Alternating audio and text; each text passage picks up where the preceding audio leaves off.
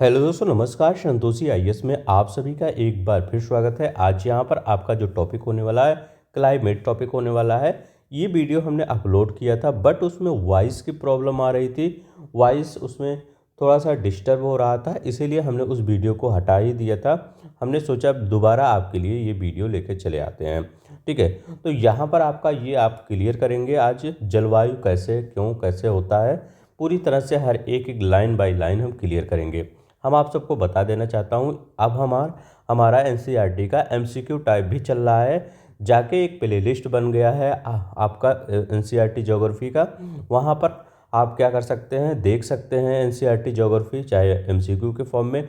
जो एमसीक्यू चलेगा वो 6 से 12 तक हर एक टॉपिक का चलेगा, और जो अब थ्योरी चलेगा ये आपका क्लास वाइज चलेगा। जैसे अभी 9th क्लास की एनसीईआरटी चल रही है, तो मैंने आपसे बताया है कि एक बार एनसीईआरटी अच्छे से पढ़ लीजिए, तो आपका हर एक चीज़ कॉन्सेप्ट क्लियर हो जाएगा।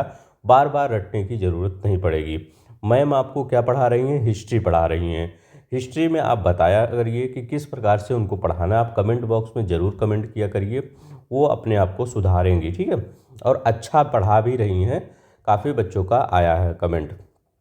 तो चलते हैं हम यहाँ पर, ये देखते हैं। जो लोग नए होंगे वो लोग प्लीज़ चैनल को सब्सक्राइब कर लेंगे, वीडियो को लाइक कर देंगे।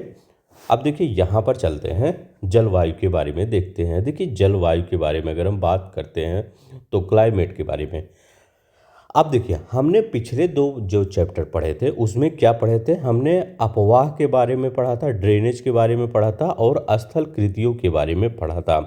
तो मतलब जो भूमि होती है उनके बारे में, और अपवाह के बारे में, नदियों के बारे में पढ़ा था।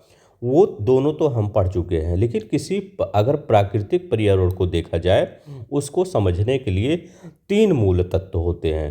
3 मूल तत्व में कौन सा तीसरा मूल तत्व है? ये क्लाइमेट होता है आपका। आप तीसरे अर्थात हमारे देश के वायुमंडलीय अवस्था के बारे में आज हम पढ़ेंगे। हम ये पढ़ेंगे कि हम ठंडियों में किस प्रकार से वस्त्र पहनते हैं, गर्मियों में किस प्रकार से पहनते हैं। तो ये सब बहुत ही आराम से समझाया गया है, उसी के थ्रू समझाया गया। अब ये नहीं बताने की ज़रूरत है कि किस प्रकार के ठंडियों में वस्त्र पहनते हैं, लेकिन उसी के थ्रू आपको कॉन्सेप्ट क्लियर किया जाता है। अब देखिए यहाँ से चलते हैं।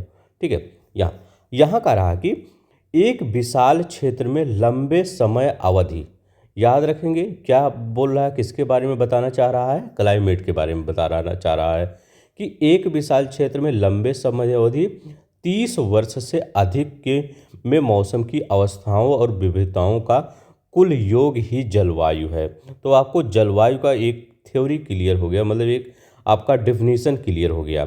अगर मैं पूछूं कि जलवायु और मौसम में क्या अंतर है, तो जलवायु में यही बताएंगे कि जो किसी भी क्षेत्र का 30 वर्ष से उसी प्रकार का जो मौसम बना रहता है, मतलब जो भी दशाएं होती हैं मतलब इन्वायरमेंट में, वही क्या कहलाता है? जलवायु कहलाता है। तो देखिए मौसम की अवस्थाओं तथा विविधताओं का कुल योग ही क्या कहता है? 30 वर्ष, याद रखेंगे। कम से 30 वर्ष से अधिक तो होना ही चाहिए, ये नहीं कम। अब इसी को क्या कहेंगे? जलवायु। तो हमेशा ये भी हमेशा पढ़ते होंगे आपकी, जो जलवायु होता है या क्लाइमेट होता है वो बहुत लंबे समय तक होता है, और जो मौसम होता है वो तो 2-3 घंटे में भी बदलता रहता है। सुबह आप देखेंगे धूप निकली है, शाम को बारिश हो जाती है, तो वो मौसम हो जाता है। अब देखिए मौसम क्या है? मौसम एक विशेष समय में एक क्षेत्र में वायुमंडल की अवस्था को बताता है। कौन सी अवस्था को बताता है? वायुमंडल एक विशेष क्षेत्र में। मौसम तथा जलवायु के जो तत्व होते हैं, तो ये याद रखेंगे कि मौसम और जलवायु के तत्व क्या होते हैं। तो मौसम और जलवायु में अंतर समझ गए कि जलवायु लगभग 30 साल से ऊपर होना चाहिए। जैसे भारत की जलवायु क्या है? मानसूनी प्रकार की जलवायु है। और जैसे और प्रदेशों की जलवायु, जैसे नॉर्वे, स्वीडन, यहाँ की जलवायु कैसे? ठंडी प्रकार की जलवायु है। ठीक है, तो ऐसे होता है कि हर जगह का जलवायु डिफरेंट डिफरेंट होता है। मौसम भी बदलता रहता है, लेकिन वो डे बाय डे 1-2 महीने में चेंज हो जाता है। अब देखिए जलवायु और मौसम के एक समान तत्व होते हैं। जैसे ये कौन होता है? तापमान भी किसका? जलवायु और मौसम का तत्व होता है। वायुमंडलीय जो दाब होता है, जो प्रेशर होता है, वो भी जलवायु और दाब का होता है। पवन जो होता है, पवन भी इसी के तत्व होते हैं। पूछ सकता है कि ये मौसम या जलवायु के तत्व कौन कौन से होते हैं। तो तापमान होता है, वायुमंडलीय दाब होता है, पवन होता है मतलब विंड होता है, आर्द्रता होती है और वर्षा पृष्ठीय प्रेशर होता है, वर्षण होता है। तो वर्षा भी होते हैं, एक ही होते हैं। ठीक है, तो तापमान और जलवायु के तत्व एक ही होते हैं। आपने अवश्य ध्यान दिया होगा कि मौसम की अवस्था प्रायः एक दिन में कई बार बदलती है, जो अभी हमने ऊपर बताया कि एक दिन में एक एक घंटे में बदलती रहती है मौसम। लेकिन फिर भी कुछ सप्ताह, महीनों वायुमंडलीय अवस्था लगभग एक समान रहती है। तो मतलब एक महीने भी एक समान, जैसे ठंडी नहीं पड़ती तो ठंडी देखते हैं दिसंबर जनवरी ठंडी ही पड़ रही है, या और बारिश हो रही है तो जून जुलाई में बारिश ही हो रही है। तो ये कभी एक दो महीने सेम ही रहता, तो वो मौसम ही आ जाता है। जब तक 30 से ऊपर ना हो जाए तो वो मौसम ही रहेगा। अब देखिए यहाँ पर दिन गर्म होते हैं, ठंडे हवादार होते हैं, चाहे शांत हो या आसमान बादलों से घिरा हुआ हो, साफ हो, आर्द्र हो या शुष्क हो, मतलब कई प्रकार के हो सकते हैं। जैसे देखते हैं अब रेगिस्तान में चले जाएंगे तो वहाँ पे एकदम पूरा शुष्क ही पड़ा रहेगा। ठीक है, मेघालय में चले जाएंगे, असम में चलेंगे, आर्द्र मौसम यहाँ हमेशा बना रहता है। तब केरला में आर्द्र मौसम बना, तो ऐसे ही होता है। महीनों के औसत वायुमंडलीय अवस्था के आधार पर वर्षा को ग्रीष्म शीत और मतलब ग्रीष्म शीत मतलब वर्ष को जो है आप ग्रीष्म शीत और वर्षा ऋतुओं में विभाजित कर सकते हैं, मतलब 3 ऋतुओं में विभाजित कर सकते हैं हमारे देश में जैसे चल रहा है। अब यहाँ पर देखते हैं, विश्व के अनेक जलवायु प्रदेशों में बांटा गया है। हमारा क्या है, अनेक जलवायु प्रदेश में बांटा गया है। क्या आप जानते हैं भारत की जलवायु कैसी है? इस संबंध में हम अध्ययन करेंगे। अब यहाँ पर देखते हैं, भारत की जलवायु मानसून है। क्या आप जानते हैं मानसून जो शब्द होता है उसकी उत्पत्ति अरबी शब्द के मौसम से हुआ है। किस शब्द से? अरबी शब्द के मौसम से हुआ है, जिसका शाब्दिक अर्थ होता है मौसम। कई बार आप पढ़े होंगे। मानसून का अर्थ होता है एक वर्ष के दौरान वायु की दिशा में ऋतु के अनुसार परिवर्तन। तो ये क्या होता है, एक वर्ष के दौरान वायु की दिशा में ऋतु के अनुसार परिवर्तन ही होता है। क्या होता है? मानसून का अर्थ होता है। तो अगर मानसून का अर्थ कोई पूछे तो ये ऐसे बताइए, मत बताइए कि भारत की जलवायु। कोई पूछे मानसून का अर्थ क्या होता है तो ये मत बताइए कि भारत की जलवायु मानसून है, ऐसे नहीं होता है। वो तो भारत की है ही है। पूछे आप बताएंगे एक वर्ष के दौरान जो वायु की दिशा में ऋतु के अनुसार परिवर्तन होता है वही मानसून का अर्थ होता है। एनसीईआरटी के अकॉर्डिंग आप बताएंगे। अब यहाँ पर देखते हैं, भारत की जलवायु को मानसूनी जलवायु कहा जाता है। ये तो आप पहले से जानते हैं, भारत की जलवायु को मानसूनी जलवायु कहा जाता है। अभी बहुत ही अच्छा कॉन्सेप्ट यहाँ पे आने वाला है, आप बने रहिएगा। कह रहे हैं कि एशिया में इस प्रकार की जलवायु मुख्यतः दक्षिण तथा दक्षिण पूर्व में पाई जाती है। किस प्रकार की जलवायु? एशिया में इस प्रकार की जलवायु मुख्यतः कहाँ पाई जाती है? दक्षिण और दक्षिण पूर्व में पाई जाती है। सामान्य प्रतिरूप में लगभग एक रूपता होते हुए भी देश की जलवायु अवस्था में स्पष्ट प्रादेशिक भिन्नताएं हैं। कहाँ पे है ये देखिए, सामान्य प्रतिरूप में लगभग एक रूपता होते हुए भी देश की जलवायु अवस्था में स्पष्ट प्रादेशिक भिन्नताएं हैं। आइए हम दो महत्वपूर्ण तत्व तापमान और वर्षण को लेकर देखें। एक स्थान से दूसरे स्थान पर तथा मौसम एक से दूसरे में इनमें से किस प्रकार से भिन्न है। तो यही अब अभी हम देखने वाले हैं। अब देखिए यहाँ से मेन चीज़ें होती हैं। कह रहे हैं गर्मियों में राजस्थान के मरुस्थल में कुछ स्थानों का तापमान लगभग 50 डिग्री सेल्सियस तक पहुंच जाता है। क्या होता है, आप देखे होंगे गर्मियों में क्या होता है, तापमान 50 के ऊपर भी पहुंच जाता है। कहाँ पर? राजस्थान में। जबकि जम्मू कश्मीर के पहलगाम में वही उसी समय तापमान लगभग कितना होता है? 20 डिग्री सेल्सियस होता है। सर्दी की रात में जम्मू कश्मीर का द्रास का एरिया -45 डिग्री सेल्सियस हो सकता है, जबकि तिरुवनंतपुरम का एरिया जो केरला का है वो 22 डिग्री सेल्सियस हो सकता है उसी समय में। तो हमारे यहाँ देख सकते हैं कितनी ज़्यादा भिन्नता है तापमान में लगभग। अब यहाँ पर देखते हैं, कुछ क्षेत्रों में रात एवं दिन के तापमान में बहुत अधिक अंतर होता है। जैसे थार का अगर मरुस्थल हम देखते हैं, दिन का जो तापमान होता है 50 डिग्री सेल्सियस तक पहुँचता है, जबकि उसी रात यह नीचे गिरकर 15 डिग्री सेल्सियस पहुँच जाता है। अब देखिए क्या होता है यहाँ पर, आप हमेशा देखे होंगे जो रेगिस्तान होता है वहाँ पर दिन का तापमान बहुत हाई होता है और जो रात का तापमान होता है वो बहुत ही लो हो जाता है। इसका मतलब क्या होता है? अगर आपसे ये कभी भी पूछे सबसे ज़्यादा तापांतर कहाँ होता है, तो रेगिस्तान में सबसे ज़्यादा तापांतर होता है। टेम्परेचर डिफरेंस, क्यों? देखिए यहाँ पर वो तापांतर मतलब क्या होता है, ताप का अंतर बहुत ज़्यादा 50 पहुँच रहा है दिन में, सुबह 10 पहुँच रहा है, मतलब रात में 10 पहुँच रहा है, दिन में ये 50 पहुँच रहा है और रात में 10 पहुँच रहा है। देखिए तापांतर बहुत ज़्यादा हो गया है।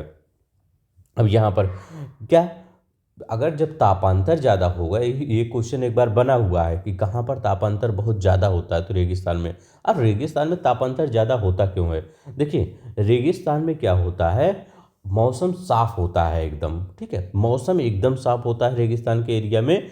जो भी आपका दीर्घ तरंगे होती है, क्या होती है, ये आपका दीर्घ तरंगे होती है, जो जाती हैं वो दीर्घ तरंगे होती हैं। तो दीर्घ तरंगे मौसम साफ होता है, बादल होते नहीं हैं, वो आप ऊपर उड़ जाती हैं। जैसे बादल जब ऊपर उड़ जाते हैं, बादल बचते नहीं, तो ठंडा बहुत महसूस होता है, इसीलिए तापांतर वहाँ होता है। दिन रात का तापांतर लगभग, अब देखिए यहाँ पर दूसरी ओर केरल कह रहे हैं अंडमान निकोबार में और दिन और रात का लगभग तापमान समान ही रहता है। केरला की बात कर रहे हैं या अंडमान निकोबार की बात कर रहे हैं, वहाँ पर दिन और रात का तापमान हमेशा समान ही रहता है। देखिए जो भी इक्वेटर के आसपास रहेंगे वहाँ पर तापमान वैसे ही बना रहेगा। अभी हम आगे पढ़ेंगे। अब वर्षण वर्षण की ओर दे, वर्षण के रूप में एक ही प्रकार नहीं है बल्कि इसकी मात्रा और ऋतु के अनुसार भी वितरण भिन्नता। अभी यहाँ पर हमने किसके बारे में देखा, टेम्परेचर के बारे में देखा। अब यहाँ पर हम प्रेसिपिटेशन के बारे में देखेंगे, वर्षा के बारे में देखते हैं। हिमालय में वर्षण अधिकतर हिम के रूप में होता है। हिमालय वाले क्षेत्र में वर्षा किस रूप में होता है, हिम के रूप में होता है। वही, वो भी तो पानी है, फिर वो पिघलता है, फिर नदियों के सहारे ये आपका समुद्र में चला जाता है, हमारे सिंचाई मतलब ये मैदानी भाग को सींचते हुए। तो वो किसके रूप में हिमालय में होता है, हिम के रूप में। तो अगर आपसे ये स्टेटमेंट बना दिया जाए हिमालय में वर्षण हिम के रूप में होता है, तो हाँ हिम के रूप में होता है। तथा देश के शेष भाग में यह वर्षा के रूप में होता है, मतलब डायरेक्ट वाटर के थ्रू होता है। वाटर ने आप देखते हैं बारिश होती है तो बारिश के थ्रू होती है। वार्षिक वर्षण में भी भिन्नता होती है, जैसे आप क्या कहते हैं 400 सेंटीमीटर आप मेघालय में देख लेंगे, और आप लेकर लद्दाख और पश्चिमी राजस्थान में यह वर्षा कितना होती है, 10 सेंटीमीटर से भी कम होती है। तो लद्दाख में ये देखिए कितना यहाँ पर डिफरेंस, अभी हमने रेगिस्तान में पढ़ा था कि तापमान वहाँ कितना ज़्यादा हो रहा है और ये द्रास में कितना कम हो रहा है। और अगर वर्षा देखते हैं तो देख रहे हैं मेघालय में कितना ज़्यादा हो रहा है और रेगिस्तान के एरिया में या लद्दाख के एरिया में कितना कम हो रहा है। तो हमारे यहाँ क्या है, पूरी तरह से ये भी डिफरेंट है। देश के अधिकतर भागों में जून से सितंबर तक वर्षा होती है। तो ये याद रखेंगे, स्टेटमेंट आ चुका है कि बारिश कब से कब होती है, तो जून से सितंबर तक। अब क्लाइमेट चेंज हो जाए, आगे पीछे हो जाए तो कोई नहीं, लेकिन एनसीईआरटी हमारा ये कहता है देश के अधिकतर भागों में वर्षा कब होती है, जून से सितंबर तक वर्षा होती है, ये याद रखेंगे, ठीक है। अब यहाँ पर देखते हैं, लेकिन कुछ क्षेत्रों में जैसे तमिलनाडु का तट है वहाँ पर अक्टूबर और नवंबर का वर्षा होती है। तो ये भी कई बार पूछा गया है कौन सा ऐसा राज्य है जहाँ पर अक्टूबर या नवंबर में वर्षा होती है, तो वो कौन सा अक्टूबर और नवंबर में, ये तमिलनाडु का तट होता है, ठीक है। तो यहाँ पर अक्टूबर नवंबर में वर्षा होती है। अब देखिए यहाँ पर देखते हैं, यहाँ पर क्या कह रहा है, करें सामान्य रूप से तटीय क्षेत्रों में तापमान में अंतर कम होता है। अब देखिए यहाँ पर आपको एक कॉन्सेप्ट दिखाना होगा। जब आप देखे पढ़े होंगे मुंबई के बारे में, अगर मैं कहूँ कि मुंबई आपका ये है, मुंबई में आप ये नहीं देखे होंगे कि कभी न्यूज बनी होगी आपको न्यूज़ चैनल पे, मुंबई का तापमान बहुत हाई हो गया है और टेम्परेचर बहुत कम हो गया है। जैसे दिल्ली का आप हमेशा सुनते होंगे न्यूज में कि दिल्ली का तापमान बहुत ज़्यादा हाई हो गया है या दिल्ली का तापमान बहुत ज़्यादा कम हो गया है, मतलब कंबल बांट रहे हैं ये इधर उधर मतलब नेता लोग, तो ये सुने होंगे। कभी मुंबई का नहीं सुने होंगे न्यूज। क्यों? क्योंकि मुंबई का जो तटीय एरिया, मुंबई का नहीं हम बता रहे हैं, सभी का जो तटीय एरिया होता है वहाँ पर जो तापमान का अंतर को होता है वो बहुत ही कम होता है, ठीक है। पता ही नहीं चलता कि मतलब कैसा मौसम चल रहा है, तो पता चलता है ठंडी गर्मी, लेकिन उतना ज़्यादा अंतर नहीं पता चलता है कि देखिए मुंबई का एरिया हो गया, चाहे आपका गोवा का तट हो गया, तो ये सब हो गया, कर्नाटक, ये सब का जो तट होता है यहाँ पर तापमान का अंतर बहुत ही कम होता है। तो ये आपका एक स्टेटमेंट है। तो तटीय क्षेत्रों में तापमान में अंतर क्या होता है, कम होता है, तापांतर कम होता है। तो ये मतलब स्टेटमेंट याद रखेंगे कि तटीय क्षेत्रों में ताप का अंतर कम होता है। देश के आंतरिक भागों में मौसमी तथा ऋतुनिष्ठ अंतर अधिक होता है। अब यहाँ पे आंतरिक भाग में इसकी बात कर रहे हैं, ये जी हमारा प्यारा भारत है, ये यहाँ पे बात कर रहे हैं, आपका यूपी बिहार की बात कर रहे हैं। यहाँ पर देखेंगे आपकी मैदानी क्षेत्रों में जहाँ आप रहते हैं, कभी कभी आपका तापमान कहाँ 45 डिग्री सेल्सियस चला जाता है। आप हमेशा देखते होंगे मोबाइल में 45 दिखा रहा है गर्मियों में, और अभी क्या दिखा रहा होगा, अभी दिखा रहा होगा 10 दिखा रहा होगा, 5 दिखा रहा होगा। तो ये इस तरह में तो कितना अंतर हो जाता है मैदानी, ये आंतरिक भागों में, ठीक है, इस वाले भाग में मतलब अंदर वाले भागों में। उत्तरी मैदान में वर्षा की मात्रा में समानता पूर्व से पश्चिम की ओर घटती जाती है। उत्तरी मैदान की बात कर रहा है, मतलब अगर हम बांग्लादेश से लेकर चलते हैं और हम यहाँ हरियाणा या पंजाब तक जाते हैं, मतलब अगर हम यहाँ पर ये देखिए, ये पहले मैं दिखाता हूँ आपको मैप, ये मैं इसका मैप है आपका, ये देखिए ये वाला बात कर रहा है। यहाँ पे कह रहा है कि उत्तरी मैदानों में वर्षा जो पूर्व से होता है पश्चिम की ओर घटता जाता है। तो यहाँ पर जो ये हवाएं आती हैं बंगाल की खाड़ी से, तो ये यहाँ पर ज़्यादा बारिश करवाती है। तो बारिश यहाँ पर ज़्यादा हो गई, फिर इससे बड़ा कम होता जाता है, इधर बारिश क्या होता है, घटता जाता है। तो ये वाला एरिया देख सकते हैं ज़्यादा कहाँ बारिश हो रही है, ये वाला एरिया 400 से अधिक। तो ये वाला मेघालय वाला, अरुणाचल प्रदेश, ये वाला सिक्किम पड़ जाता है। लेकिन उसके नीचे आप ये वाला एरिया देखेंगे 100 से 200 सेंटीमीटर ये वाला वर्षा देखते हैं। तो हमेशा ये याद रखेंगे कि पूर्व से पश्चिम तक की वर्षा की मात्रा घट, अब देखिए हमारे उत्तर प्रदेश में, ये देख लीजिए आप, गोरखपुर में देखेंगे सबसे ज़्यादा बारिश होती है।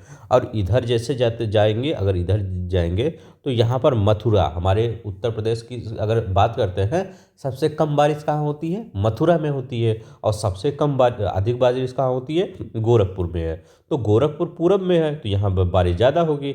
अब इधर जैसे जाएंगे मथुरा में, वहाँ पर बारिश कम होती है। तो ये आपका कॉन्सेप्ट होता है कि हमेशा ये याद रखेंगे, ये पूरब से लेकर पश्चिम तक की बारिश में घटता जाता है इस वाले मानसून से। और जो ये पश्चिमी बीच यहाँ से जो मानसून आता है, ये वाला इधर वाला जो भूमध्य सागरीय वाला मानसून, ठंडी वाला, यहाँ पर ज़्यादा बारिश होती है। जैसे पंजाब हुआ, हरियाणा हुआ, यहाँ पर ज़्यादा बारिश होती है, और इधर आते आते समाप्त हो जाती है। ठीक है, तो ये याद रखेंगे कि कहाँ पे किस से ज़्यादा बारिश होती है, कहाँ पर, और कहाँ से किससे कम बारिश होती है। तो इधर से अगर जो आपका जो उत्तर प्रदेश बिहार में जो बारिश होती है, इसमें पूरब से पश्चिम तक घटती जाती है।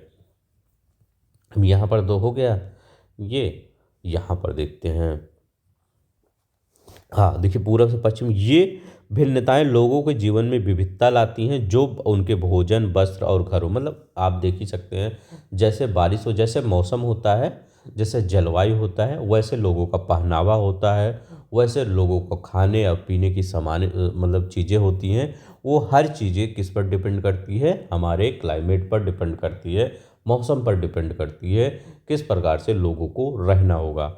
अब यहाँ पर देखिए, जैसे हम क्या कहते हैं, राजस्थान में घरों की दीवार मोटी होती हैं तथा छत चपटी होती हैं, और तथा तराई क्षेत्र तथा गोवा और मंगलोर में ढाल वाली छत क्यों बनाई जाती है। असम में कुछ बांस वाले खंभे स्टिल्ट के ऊपर क्यों बने होते हैं। तो अभी हम थोड़ा सा एक फिगर लाते हैं, उसको दिखाते हैं, फिर आपको समझ में आएगा। तो ये देखिए हमने एक फिगर भी लाया है, इस फिगर से आपको पता चलेगा कि किस प्रकार के, ये कहाँ का घर है, ये राजस्थान का घर है। देखिए दीवारें, ये राजस्थान के रेगिस्तान का जो एरिया है, वहाँ पर इस प्रकार के घर बनाए जाते हैं। देख सकते हैं दीवारें कितनी मोटी हैं। इस मोटी दीवारें क्यों बनाई जाती हैं, ताकि यहाँ पर जो वो टेम्परेचर है उससे अंदर गर्म ना हो, ये बाहर ही गर्म रहे, अंदर जाके उसका मतलब तापमान का इफेक्ट कम पड़े। ठीक है, तो इसीलिए क्या किया जाता है, इसको गर्म किया, मतलब इसको मतलब मोटी दीवार बनाई जाती है, याद रखेंगे। अब देखिए यहाँ तो आपको राजस्थान के ये हो गया, दीवार मोटी बनाई जाती है। और तराई क्षेत्र में जो गोवा हुआ, मंगलोर हुआ, यहाँ पर क्या होता है, ढाल वाली छतें बनाई जाती है। ये छतें ढाल वाली असम में प्रायः कुछ बांस के खंभों पर, ये देखिए यहाँ पर तो ये आपका किसका, सीमेंट के खंभों पर, लेकिन आप देखेंगे असम में बांस के खंभे जो होते हैं, वहाँ पर असम हुआ, मेघालय हुआ, बांस के खंभों पर घर बने होते हैं। क्यों, हमेशा बारिश आती रहती है, तो इसीलिए वो हमेशा थोड़ा सा ऊपर बनाते हैं, ताकि थोड़ा सा जैसे पानी से भी बचाव हो सके, और जैसे कुछ जानवर होते हैं या मच्छर होते हैं उनसे भी थोड़ा सा क्या कर सकते हैं, बचाव कर सकते हैं ऊपर बना के। ठीक है, और ढाले छतें की ढाल हमेशा ऐसे ही होती है, क्योंकि बारिश हमेशा होती रहती है, तो ये याद रखेंगे। ठीक है, तो हमेशा जो जहाँ का जैसे क्लाइमेट होता है उसके हिसाब से वहाँ का घर, रहन सहन, ये सब डिपेंड करता रहता है। अब चलते हैं यहाँ पर, देखते हैं जलवायु नियंत्रण, बहुत ही इंपॉर्टेंट है जलवायु नियंत्रण। यहाँ पर मैं इसको हटा ही देता हूँ।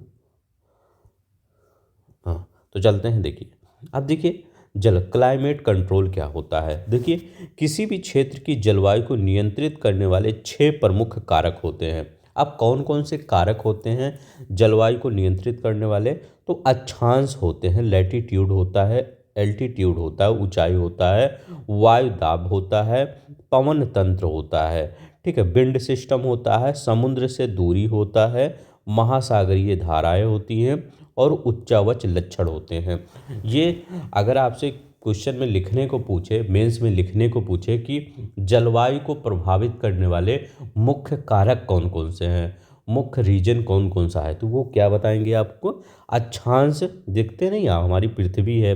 अब देखिए ये कौन सा, 0 डिग्री अक्षांश, यहाँ पर देखेंगे हमेशा गर्मी ही पड़ती रहती है। अफ्रीका के एरिया में देखेंगे लोग थोड़ा सा काले टाइप क्यों होते हैं, हमेशा गर्मी पड़ती है। आप भी कुछ दिन गर्मी में रहे तो काले ही हो जाएंगे, कितने भी गोरे रहें। ठीक है, तो वहाँ पर ऊंचाई भी पड़ता है, ये तुंगता ऊंचा मतलब ये अक्षांश हो गया, ऊंचाई भी प्रभाव पड़ता है।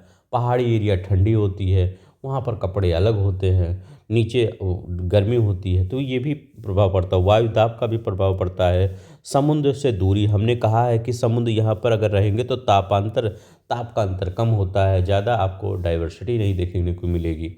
महासागरीय धाराएं देखते हैं, उच्चावच, महासागरीय धाराएं क्या होता है, महासागरीय धाराओं से भी ये और उच्चावच लक्षणों से भी ये क्या करता है, प्रभावित होता है आपका जलवायु। क्यों, क्योंकि महासागरीय धाराएं जो ठंडी होती हैं, गर्म होती है, उससे भी आप वहाँ के जो इन्वायरमेंट होता है वो चेंज हो जाता है। ठंडी हवाएं आएंगी तो ठंडी होगी, गर्म हवाएं आएंगी गर्म होंगी, तो ये याद रखेंगे। अब यहाँ पर देखते हैं एक एक चीज़, अभी हम सबके बारे में पढ़ेंगे, अक्षांश के बारे में, ऊंचाई के बारे में, तो आप सब थोड़ा सा आपका क्लियर हो जाएगा कॉन्सेप्ट। पृथ्वी की गोलाई के कारण इसे प्राप्त सौर ऊर्जा मात्र अक्षांशों के अनुसार अलग अलग होती है, जिसके परिणामस्वरूप विषुवत वृत्त से ध्रुवों की ओर समानता घटता जाता है।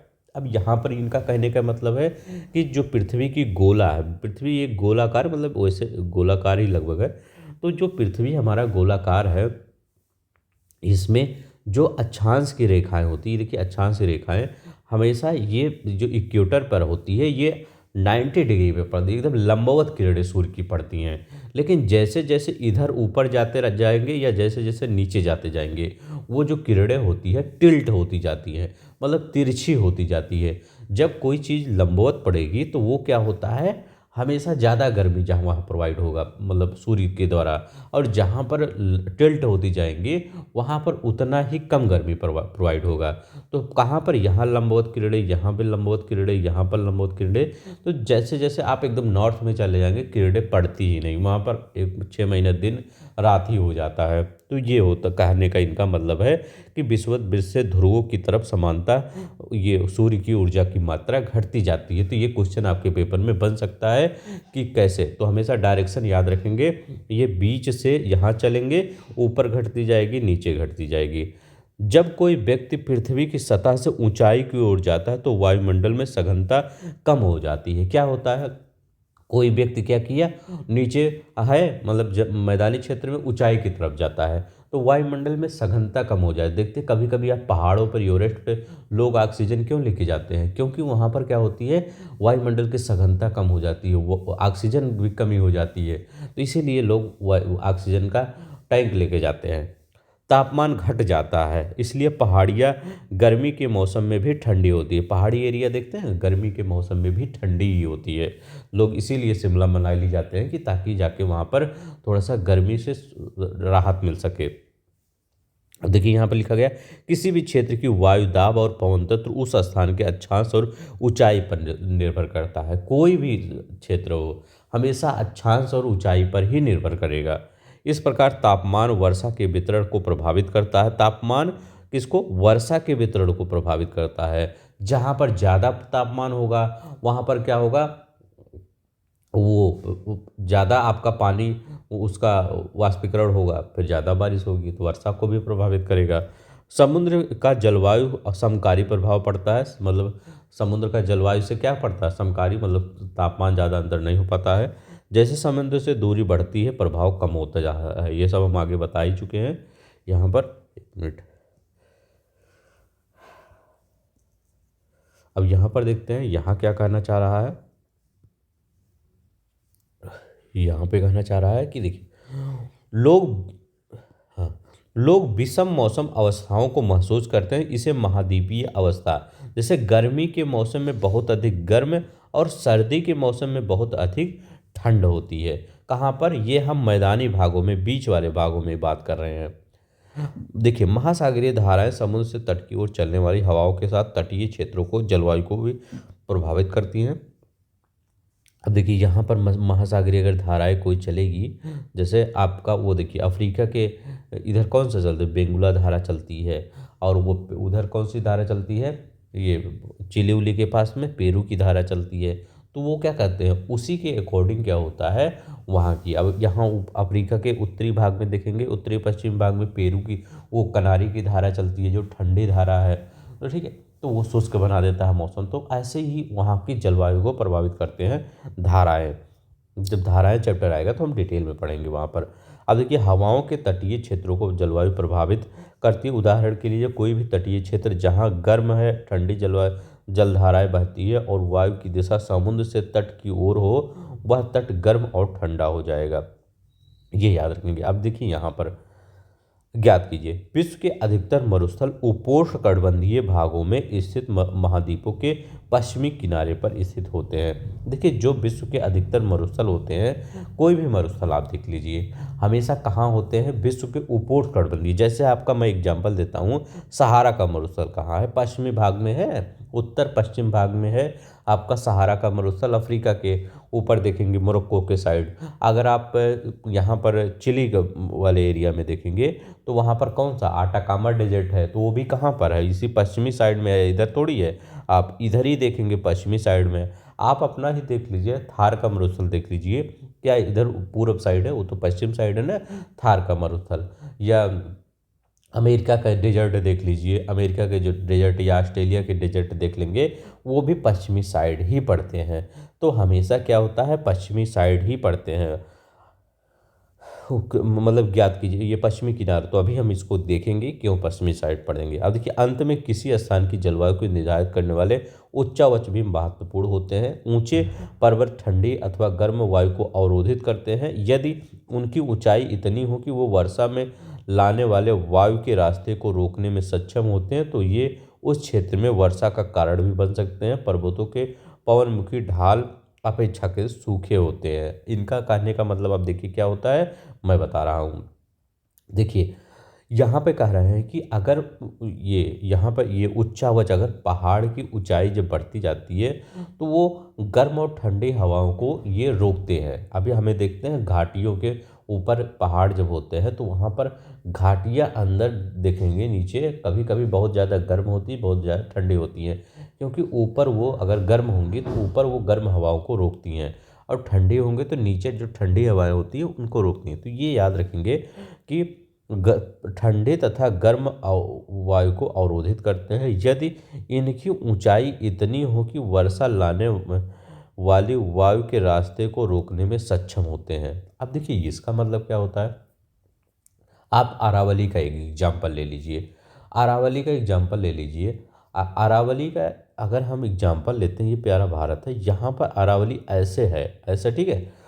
यहाँ पर ये अरावली हवाओं को नहीं रोक पा रही है क्योंकि वो हवाओं की दिशा में ही वो पर्वत है। अगर ये ऐसे होता पर्वत तो वो हवाओं को रोक लेता और आज रेगिस्तान जहाँ पर है वहाँ रेगिस्तान ना होता। तो ऐसे होता तो ये हवाओं को रोक लेता, ऐसे है नहीं तो ऐसे हवाएं चली जाती हैं। तो और दूसरा बात यहाँ का है पवन विमुखी। यहाँ पर जो आपका पर्वत है ये पर्वत ये हवाओं को रोकता है। इस साइड आप तमिलनाडु में देखेंगे बारिश नहीं होती है ये जब मानसून आता है। क्यों? क्योंकि यहाँ पर ये पर्वत है, यहाँ बारिश हो जाती है और फिर जब यहाँ पर जाता है हवा तो वो उसमें कोई मतलब वाटर जो नीचे समुद्र से लिया गया है उसमें नहीं रह जाता, एकदम सूखा हो जाता है। तो यहाँ पर बारिश नहीं होती है, तो पवन विमुखी वाले ढाल पर सूखा होता है। तो ये तमिलनाडु का एरिया एग्जाम्पल ले लीजिए, ठीक है। तो ये हमेशा ये याद रखेंगे कि पर्वतों से भी टेम्परेचर घटता बढ़ता पानी की वर्षा वर्षा निर्भर करती है। अब यहाँ देखते हैं अक्षांश के। अब हम एक एक चीज़ें डिटेल में यहाँ पर जो जलवायु को प्रभावित करने वाले जो कारक यहाँ पर पड़े हैं उनको एक एक चीज़ें हम डिटेल में देखेंगे, ठीक है। अब चलते हैं, देखते हैं यहाँ पर क्या करा है। कर्क वृत्त देश के मध्य भाग में पाया जाता है। हम अपने भारत की बात कर रहे हैं तो क्या होता है हमारे भारत में, जो पश्चिम से कच्छ के रण से लेकर पूर्व में मिजोरम से होकर जो कर्क रेखा गुजरती है, जैसे प्यारे भाई यहाँ पर राजस्थान से मिजोरम तक जो कर्क रेखा गुजरती है, देश का लगभग आधा भाग कर्क वृत्त के दक्षिण में स्थित है। ये क्या होता है, अब यहाँ पर कॉन्सेप्ट समझिएगा। देखिए, जो हमारा प्यारा भारत है यहाँ पर देश का आधा भाग इस साइड है, आधा भाग इस साइड है। तो क्या होता है, जो देखिए कर्क वृत्त के दक्षिण में स्थित है, जो उष्णकटिबंधीय क्षेत्र में आता है। देखिए क्या होता है, जो कर्क रेखा गुजर रही है इसके नीचे वाले जो भाग को क्या कहते हैं, उष्णकटिबंधीय क्षेत्र कहते हैं। याद रखेंगे, उष्णकटिबंधीय क्षेत्र कहते हैं। और कर्क वृत्त के जो उत्तर में स्थित शेष भाग है उसको क्या कहते हैं, उपोष्णकटिबंधीय क्षेत्र कहते हैं। तो पूछा जाता है हमारा भारत किस प्रकार की मतलब जलवायु रखता है, किस प्रकार से, तो हमारे भारत में दो प्रकार की, उष्णकटिबंधीय भी होता है, उपोष्णकटिबंधीय भी होता है, ट्रॉपिकल होता है और सब ट्रॉपिकल भी होता है। हमेशा ये याद रखेंगे। और कैसे याद रखेंगे, कहे आप ये कहेंगे जो टॉपिक आप कैंसर गुजरता है हमारे मध्य भारत से, अब उसके ऊपर जो होता है वो सब ट्रॉपिक एरिया होता है, ठीक है। तो वो उस उपोष्ण, यहाँ लिखा गया ना, उपोष्णकटिबंधीय होता है। और जो नीचे वाला भाग होता है वहाँ गर्मी बहुत ज़्यादा पड़ती है, तो इसलिए उष्णकटिबंधीय क्षेत्र होता है। आप केरला वाला में देखेंगे, तमिलनाडु में बहुत ज़्यादा गर्मी पड़ती है, वो क्या होता है, उष्णकटिबंधीय होता है। तो ठीक है, ट्रॉपिकल एरिया होता है और सब ट्रॉपिकल एरिया। तो हमारे देश में तीन प्रकार के, मतलब दो प्रकार के जलवायु होते हैं, उष्णकटिबंधीय जलवायु, उपोष्णकटिबंधीय जलवायु, या आपसे पूछ ले मानसूनी जलवायु, जिसमें सब आ जाता है। तो देखिए, इसलिए भारत की जलवायु को उष्णकटिबंधीय जलवायु और उपोष्णकटिबंधीय जलवायु दोनों की विशेषताएं उपलब्ध होती है। अभी हमने कहा भारत की जलवायु दोनों प्रकार की है, उष्णकटिबंधीय, उपोष्ण। अब आपको समझ में आया कि सब ट्रॉपिकल ट्रॉपिकल क्यों कहा जाता था भारत को, इसीलिए कि कर्क रेखा के उत्तर में सब ट्रॉपिकल, नीचे में ट्रॉपिकल। बस इतना याद रखेंगे। अगर हम अक्षांश के बारे में देखते हैं, अब हम ऊंचाई के बारे में देखते हैं। कहीं कहीं हमारे यहाँ बहुत ज़्यादा पहाड़ हैं, कहीं कहीं एरिया मैदानी एरिया है, तो उसी सब में डिटेल में देखेंगे। कह रहे भारत के उत्तर में देखेंगे हिमालय पर्वत है, जिसकी औसत ऊंचाई हम पिछले अध्याय में पढ़ चुके हैं, लगभग 6000 मीटर पड़ता है। और भारत का तटीय क्षेत्र भी विशाल है, जहां अधिकतम ऊंचाई क्या है, 30 मीटर है। तटीय क्षेत्र की बात रहे, हिमालय मध्य एशिया से आने वाली ठंडी हवाओं को भारतीय उपमहाद्वीप में प्रवेश करने से रोकता है। देखिए, हिमालय जो होता है, अगर हिमालय ना होता, आज हम भी कहते हैं साइबेरिया का ये देश है, ये साइबेरियन एरिया है, ठीक है। तो क्या होता है, हिमालय जो होता है वो उत्तर से जो ठंडी हवाएं आ रही हैं उनको रोकता है और हमारे देश की जलवायु को पूरी तरह से गर्म कर देता है। अगर वो न होता तो हमारा जलवायु जो होता है वो गर्म ना होता, इतना न उपोष्ण होता न उष्ण होता। अब देखिए यहाँ पर पर्वतों के कारण इस क्षेत्र में मध्य एशिया की तुलना में ठंड कम पड़ती है। तो यहाँ हमारा ठंड हमारे यहाँ कम ही पड़ती है। यहाँ देखिए, अब वायु दाब और पवन का क्या अंतर हो जाता है। भारत में जलवायु संबंधी मौसम अवस्थाओं में निम्नलिखित वायुमंडलीय अवस्थाओं द्वारा संचालित होती है। जैसे वायु दाब, धरातलीय पवनें, ऊपरी वायु परिसंचरण तथा पश्चिमी चक्रवाती विक्षोभ और उष्णकटिबंधीय चक्रवात, ये सब क्या कहता है, प्रभावित करता है। तो अभी हम इसके बारे में एक एक चीज़ें डिटेल में पढ़ते हैं। देखिए, भारत उत्तर पूर्वी व्यापारिक पवनों ट्रेड विंड वाले क्षेत्र में स्थित है। अब देखिए, ट्रेड विंड वाले क्षेत्र में स्थित है क्या। अब यहाँ पर क्या रहा है, ये हमारा भारत कैसे, देखिए ये देखिए दो चीज़ें होती है। एक आपका नीचे ये बीच में 0 डिग्री सेल्सियस जो होता है, ये मतलब सॉरी 0 डिग्री जो होता है, ये ट्रॉपिक ऑफ ये मतलब इक्वेटर होता है। इक्वेटर, अब हमारा भारत यहाँ नहीं है, हमारा भारत इस एरिया में पड़ता है। तो ये एरिया जो होता है, ये वाला एरिया आपको दिखाता है ये। तो ये वाला जो एरिया है, हमारा प्यारा भारत यहाँ पे है। तो हमारा जो प्यारा भारत है वो किस एरिया में पड़ रहा है, ये इसी एरिया में पड़ रहा है। जो ट्रेड विंड ये यहाँ पे आ रही है, ये मतलब इक्वेटर की तरफ, इधर भी देखिए ट्रेड विंड आ रही है और इधर भी, हमारा प्यारा भारत इसी एरिया में भारत पड़ जाता है। अब यहाँ लिखा क्या गया है कि ये पवनें उत्तरी गोलार्ध के उपोष्णकटिबंधीय उच्च दाब वाली पेटियों से उत्पन्न होती है। ये देखिए, यहीं से सब ट्रॉपिकल हाई एरिया से यहाँ पर देखिए, यहाँ पर क्या होता है, टेम्परेचर हाई होता है। तो फिर यहाँ जब अगर 0 डिग्री पे देखेंगे तो 0 डिग्री यहाँ टेम्परेचर एकदम हाई होता है। फिर प्रेशर क्या होता है, प्रेशर एकदम लो हो जाता है। और यहाँ पर क्या होता है, इसके कंपेयर में यहाँ पर टेम्परेचर क्या होता है, टेम्परेचर उतना नहीं होता, लेकिन प्रेशर जो होता है इसके कंपेयर में यहाँ पर हाई होता है। तो आप हमेशा देखते होंगे जो हवाएं चलती है, हाई प्रेशर से हमेशा लो प्रेशर पे चलती है। तो ये जब यहाँ प्रेशर हाई हो जाएगा और यहाँ प्रेशर कम हो जाएगा तो हवाएं इसी साइड पे चलेगी ना। तो ऐसे इधर भी होता है, हवाएं इसी साइड पे चल रही है। तो यही कह रहा है कि ये पवनें उत्तरी गोलार्ध में उपोष्णकटिबंधीय उच्च वायुदाब पेटियों से उत्पन्न होती है। उच्च वायुदाब पेटी यही है, ये दक्षिण की ओर बहती है। देखिए, दक्षिण की ओर बह रही है कि नहीं, दक्षिण, इसी में भारत पड़ जाता है। अब बहती कोरियोलिस बल के कारण दाहिने ओर विक्षेपित हो जाती है। देखिए, ये दक्षिण की ओर बहती है और कोरियोलिस बल के कारण यह दाहिने ओर विक्षेपित होकर विषुवतीय निम्न दाब वाले क्षेत्रों की ओर बढ़ती है। हम यही कह रहे हैं कि विषुवतीय, ये विषुवत है या ट्रॉपिकल का, ट्रॉपिक कहिए, विषुवत कहिए, कुछ भी कहिए, वो सॉरी इक्वेटर कहिए या विषुवत कहिए, ठीक है। तो ये किस वाले क्षेत्र में, इक्वेटर वाले क्षेत्र में, विषुवत वाले क्षेत्र में ये मुड़ जाती है, दाहिने तरफ ये मुड़ती है, ये याद रखेंगे। यहाँ लिखा गया है कोरियोलिस बल के कारण दाहिने ओर विक्षेपित होकर विषुवतीय निम्न वायुदाब, यहाँ निम्न वायुदाब होता है ना, टेम्परेचर हाई होगा तो वायुदाब कम ही होगा, निम्न वायुदाब की ओर विक्षेपित। समानता इन पवनों में नमी बहुत कम मात्रा में होती है। जो ये यहाँ पवनें आती हैं, यहाँ पर नमी कम होती है। क्यों नमी कम होती है, क्योंकि ये जो आपकी पवनें चल रही हैं ये लैंड एरिया से आ रही है। जब लैंड एरिया से आएगी तो वहाँ पर पवनें कहाँ पे, वहाँ पर क्यों नमी तो होगी नहीं, क्योंकि अगर जो समुद्र से जो पवनें आती हैं उसमें नमी होती है। और लेकिन यहाँ पर जो लैंड एरिया से, मतलब जो तिब्बत का एरिया है उसके आगे का एरिया और उत्तर जाएंगे, वहाँ से वो हवाएं चल रही है, जो कि यहाँ पर नमी बहुत ही कम होती है, नाम मात्र की नमी होती है। नमी बहुत, क्योंकि ये स्थलीय भागों, देखिए जो मैं कह रहा हूँ ना, ये लैंड से चलती हैं, उत्पन्न होती है और बहती है, इसलिए इन पवनों द्वारा वर्षा कम होती है, नहीं होती, जो हमने कहा। इस प्रकार से भारत को एक शुष्क क्षेत्र होना चाहिए। अब कह रहे हैं ये तो भारत को एक शुष्क क्षेत्र होना चाहिए क्योंकि इसमें नमी तो ही नहीं है, लेकिन ऐसा नहीं है। आइए देखें क्या है भाई, एक थोड़ा सा हम कॉन्सेप्ट देख लेते हैं क्या होता है कोरियोलिस बल। पृथ्वी के घूर्णन के कारण उत्पन्न आभासी बल को कोरियोलिस बल कहती है। अब देखिए आभासी, जैसे आप लाइन पढ़ते हैं कि आपका ये इक्वेटर हो गया, आपका ट्रॉपिक ऑफ कैंसर, कैप्रिकॉर्न हो गया, ये आभासी लाइन होती है, इमेजिनरी लाइन होती है। ये कहीं पे प्रकृति द्वारा नहीं बनाया गया है कि ये प्रकृति द्वारा बनाया गया है, ये मतलब इमेज, मतलब एज्यूम कर लिया गया है कि ये सब लाइनें हैं, बस वही होता है, ये जो बल होता है ये कोरियोलिस बल, ये भी एक आभासी बल एज्यूम कर लिया गया है।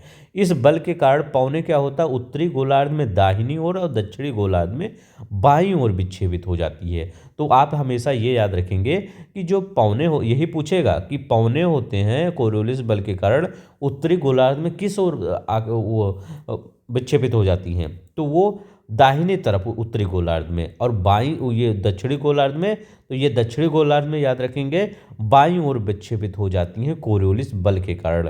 तो ये देखिए यहाँ पर दाईं ओर विक्षेपित हो गई और यहाँ पर क्या है, बाईं ओर विक्षेपित हो गई। तो ये दोनों याद रखेंगे, कब दाईं ओर और कब बाईं ओर जाएगा, ठीक है। और उत्तर दक्षिण ऐसे याद रख, उत्तरी और दाहिनी, उत्तरी दाहिनी ऐसे याद, दक्षिणी बाईं याद रखिए। इसे फेरल का नियम भी कहते हैं। तो फेरल का नियम यही कहलाता है, जो कोरियोलिस बल के कारण हवाएं दक्षिण उत्तरी में दक्षिण की दाहिनी ओर और दक्षिण में बाईं ओर। अब यहाँ पर देखते हैं, हम यहाँ पर क्या कह रहे थे कि भारत को शुष्क होना चाहिए, ऐसा नहीं है। क्यों नहीं है? क्योंकि भारत की वायुदाब पवन तंत्र अद्वितीय है। जैसे शीत ऋतु में हिमालय के उत्तर में उच्च वायुदाब उत्पन्न होता है। शीत ऋतु में क्या होता है, हिमालय के उत्तर में तिब्बत एरिया में उच्च वायुदाब, इस क्षेत्र में ठंडे शुष्क हवाएं दक्षिण में निम्न वायुदाब वाले महासागरीय क्षेत्र के ऊपर बहती हैं, और ग्रीष्म ऋतु में आंतरिक एशिया और उत्तर पूर्वी भारत के ऊपर निम्न दाब क्षेत्र उत्पन्न हो जाता है। अब देखिए यहाँ पर क्या होता है, जब गर्मी का एरिया होता है तो हमारे यहाँ जो हमारे भारत पर, पूरे प्यारे भारत पर निम्न, यहाँ पर पूरी तरह से निम्न वायुदाब हो जाता है, और यहाँ पर कहाँ पर, हिमालय के साइड के, हिमालय के उत्तर में उच्च दाब वो होता है। अब जब यहाँ पर निम्न वायुदाब हो गया, फिर जो ये मानसूनीय आपका केरला से जब मानसून वो आता है, हवाएं आती है, वो उच्च दाब से निम्न दाब वायुदाब आती है। देखिए यहाँ पर क्या है, आंतरिक एशिया तथा उत्तर पूर्वी भारत के ऊपर निम्न वायुदाब का क्षेत्र, जिसके कारण गर्मी के दिनों में वायु की दशा पूरी तरह से परिवर्तित हो जाती है। अब देख लिखा गया है, वायु दक्षिण में स्थित हिंद महासागर के उच्च दाब वाले क्षेत्र से दक्षिण पूर्व दिशा में बहते हुए विषुवत वृत्त को पार कर दाहिने ओर मुड़ते हुए भारतीय उपमहाद्वीप में स्थित निम्न दाब की ओर बहने लगती है।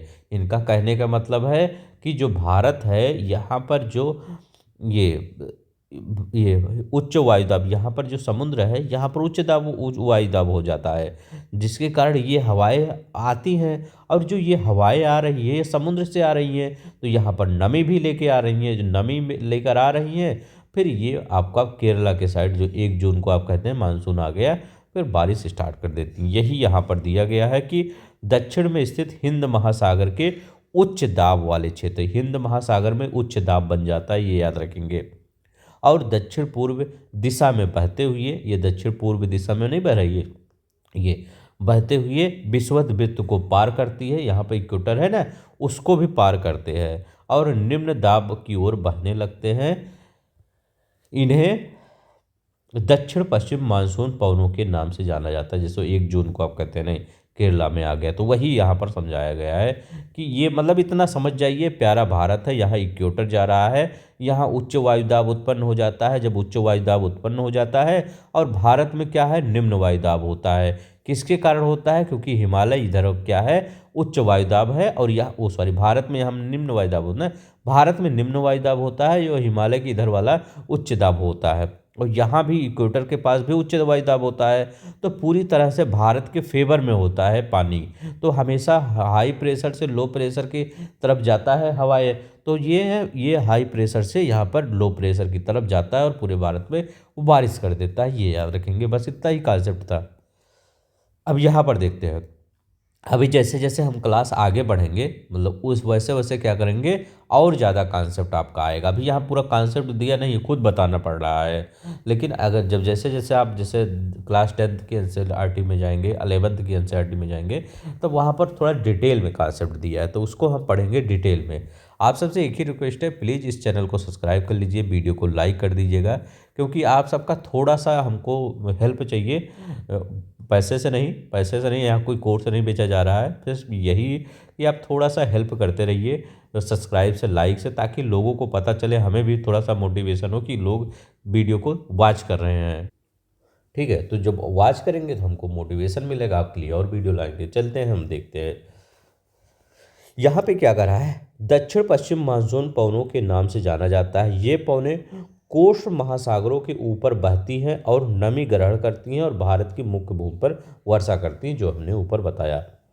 यहाँ देखिए, इस प्रदेश में ऊपरी वायु संचरण पश्चिमी प्रवाह के प्रभाव में रहता है। इस प्रवाह का एक मुख्य घटक जेट धारा भी है। अब जेट धाराएं लगभग 27 से 30 उत्तरी अक्षांश में, देखिए जेट धाराएं से इस बार शायद क्वेश्चन आया हुआ था आपके पीसीएस में। ये देखिए, हम इसको बताते हैं फिर देखते हैं। ये देखिए यहाँ पर सॉरी, अब देखिए यहाँ लगा 27 डिग्री से 30 डिग्री के अक्षांशों के बीच होती है, इसलिए इन्हें उपोष्ण कटिबंधीय पश्चिमी जेट धाराएं कहते हैं। कितने, देखिए 27 से 30 होता है, इसलिए इनको क्या कहते हैं, उपोष्ण कटिबंधीय जेट धाराएं कहा जाता है। भारत में ये जेट धाराएं ग्रीष्म ऋतु को छोड़कर पूरे वर्ष हिमालय के दक्षिण में प्रवाहित होती है। याद रखेंगे, हिमालय के दक्षिण में प्रवाहित होती है। इस पश्चिमी वायु प्रवाह के द्वारा देश के उत्तर और उत्तर पश्चिमी भाग में पश्चिमी चक्रवाती विक्षोभ भी आते हैं।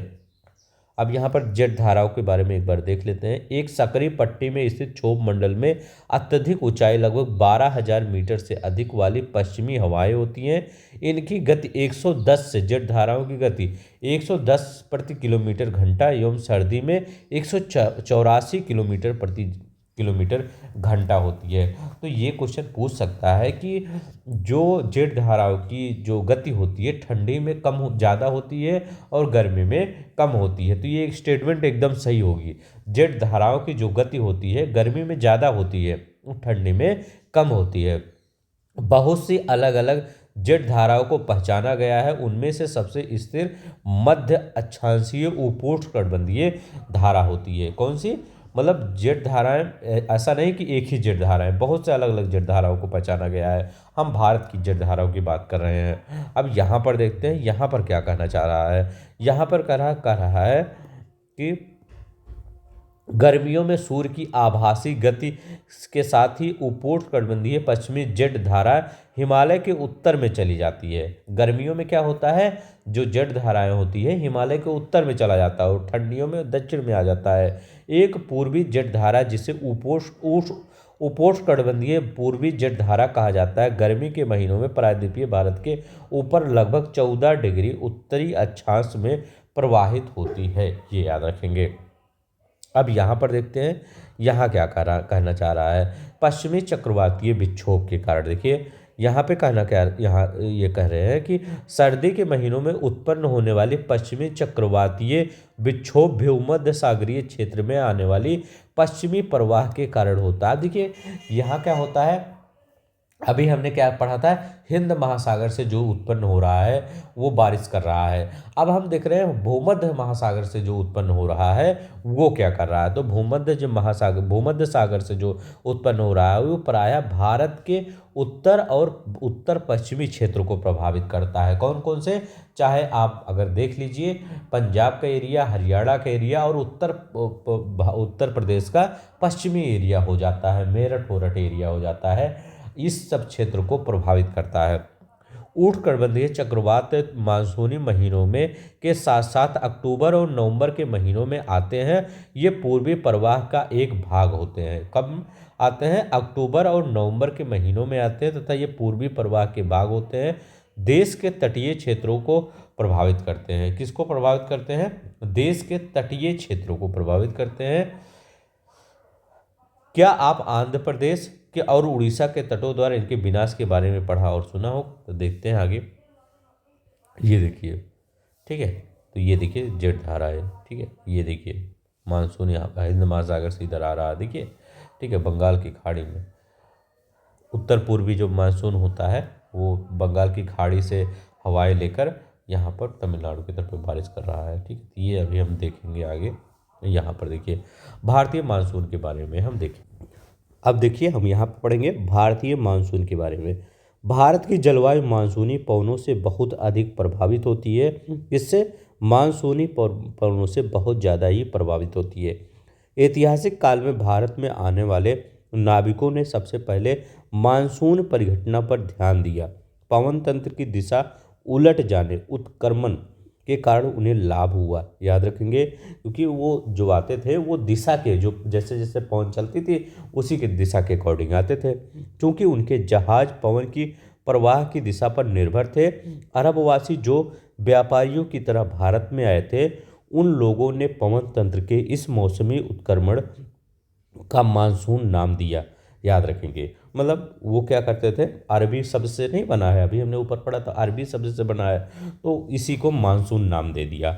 अब यहाँ पर देखिए मानसून का प्रभाव उष्णकटिबंधीय क्षेत्रों में लगभग 20 डिग्री से 30 डिग्री दक्षिण के बीच रहता है।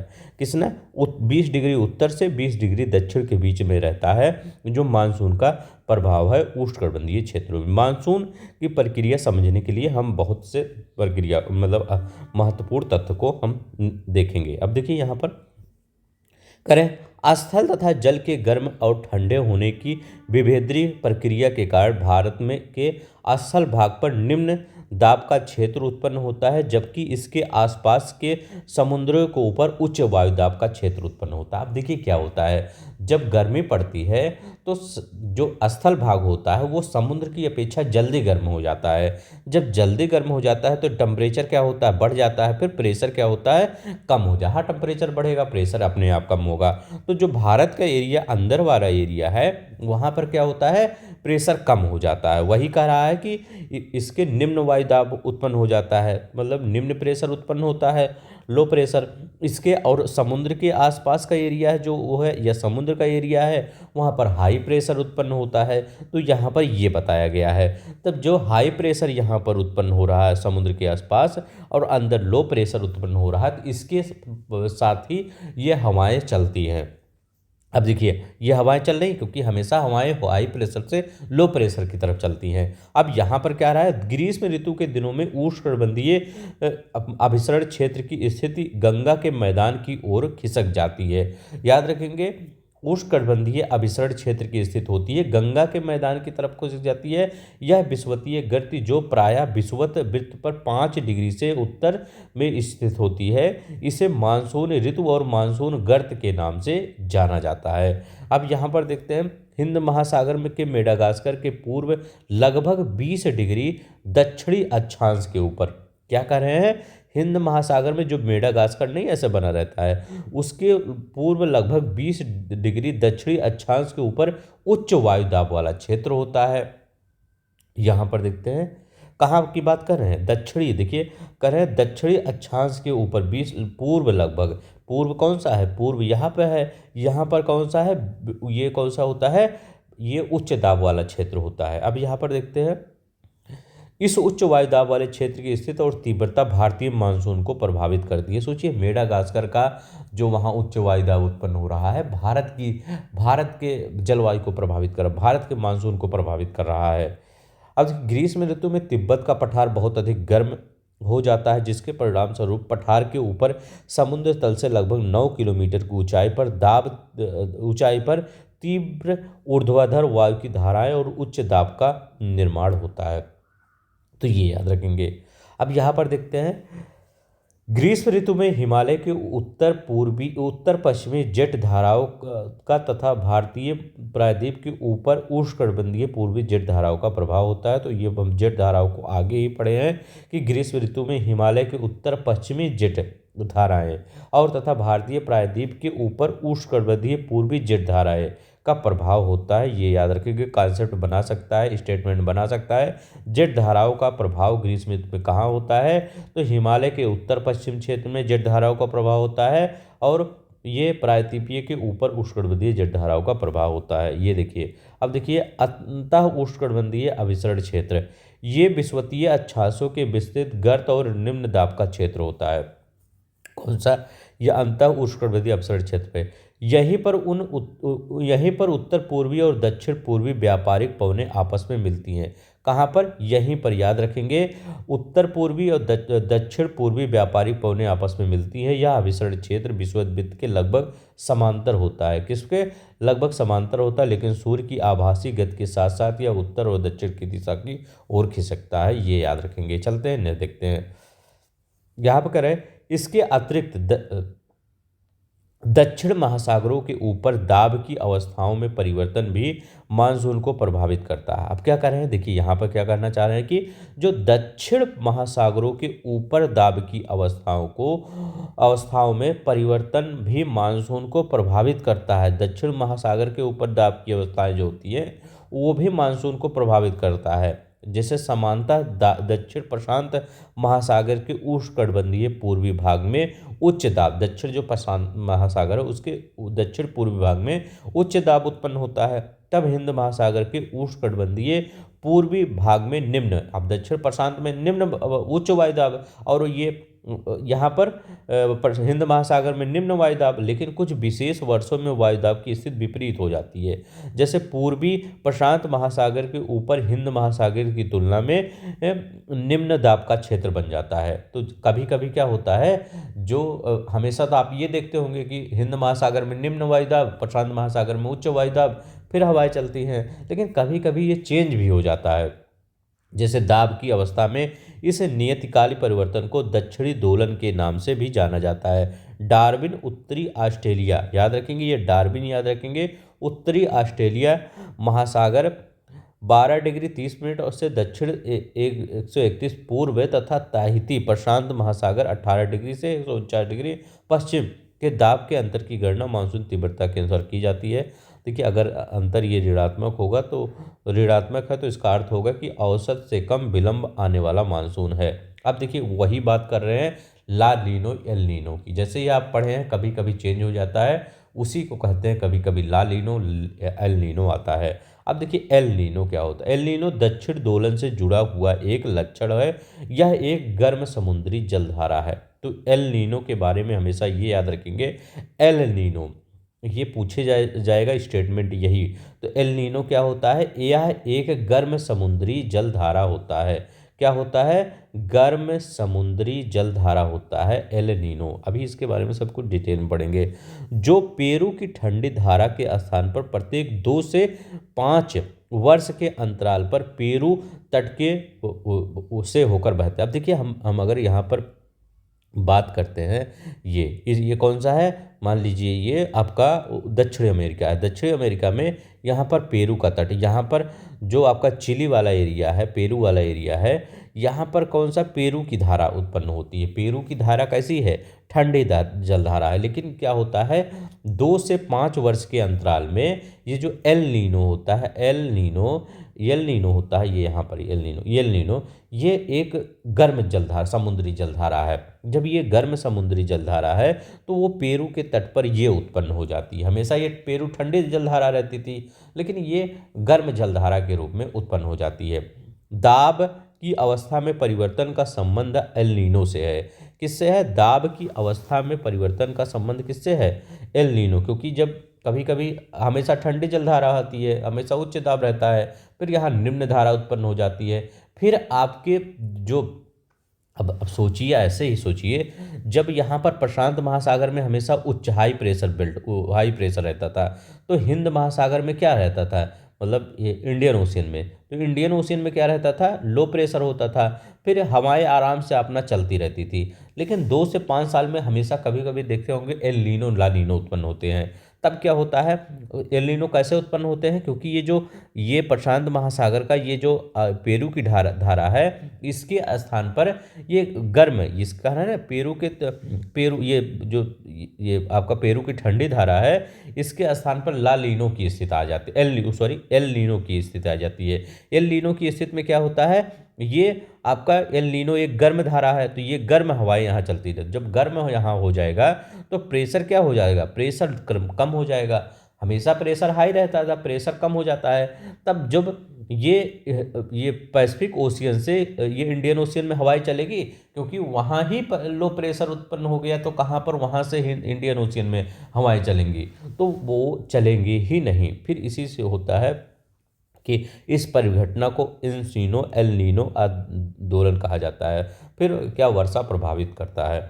अब देखिए, एल नीनो ठंडी पेरू जलधारा के स्थान पर अस्थायी तौर पर एक गर्म जलधारा के विकास को एल नीनो नाम दिया गया है। तो आप हमेशा याद रखिएगा, देखिए आप हमेशा ठंडे गर्म धारा जलधारा क्यूरोसियो ओयोसियो ये सब याद करके जा रहे हैं। एक दिन आपसे पूछ लिया कि एल नीनो किस प्रकार की जलधारा है, ठीक है, तो आप क्या बताएंगे, कहेंगे हम पढ़े ही नहीं एल नीनो एक गर्म जलधारा है और अस्थायी है, हमेशा नहीं आता, 2 4 5 वर्ष में एक आध बार आ जाता है।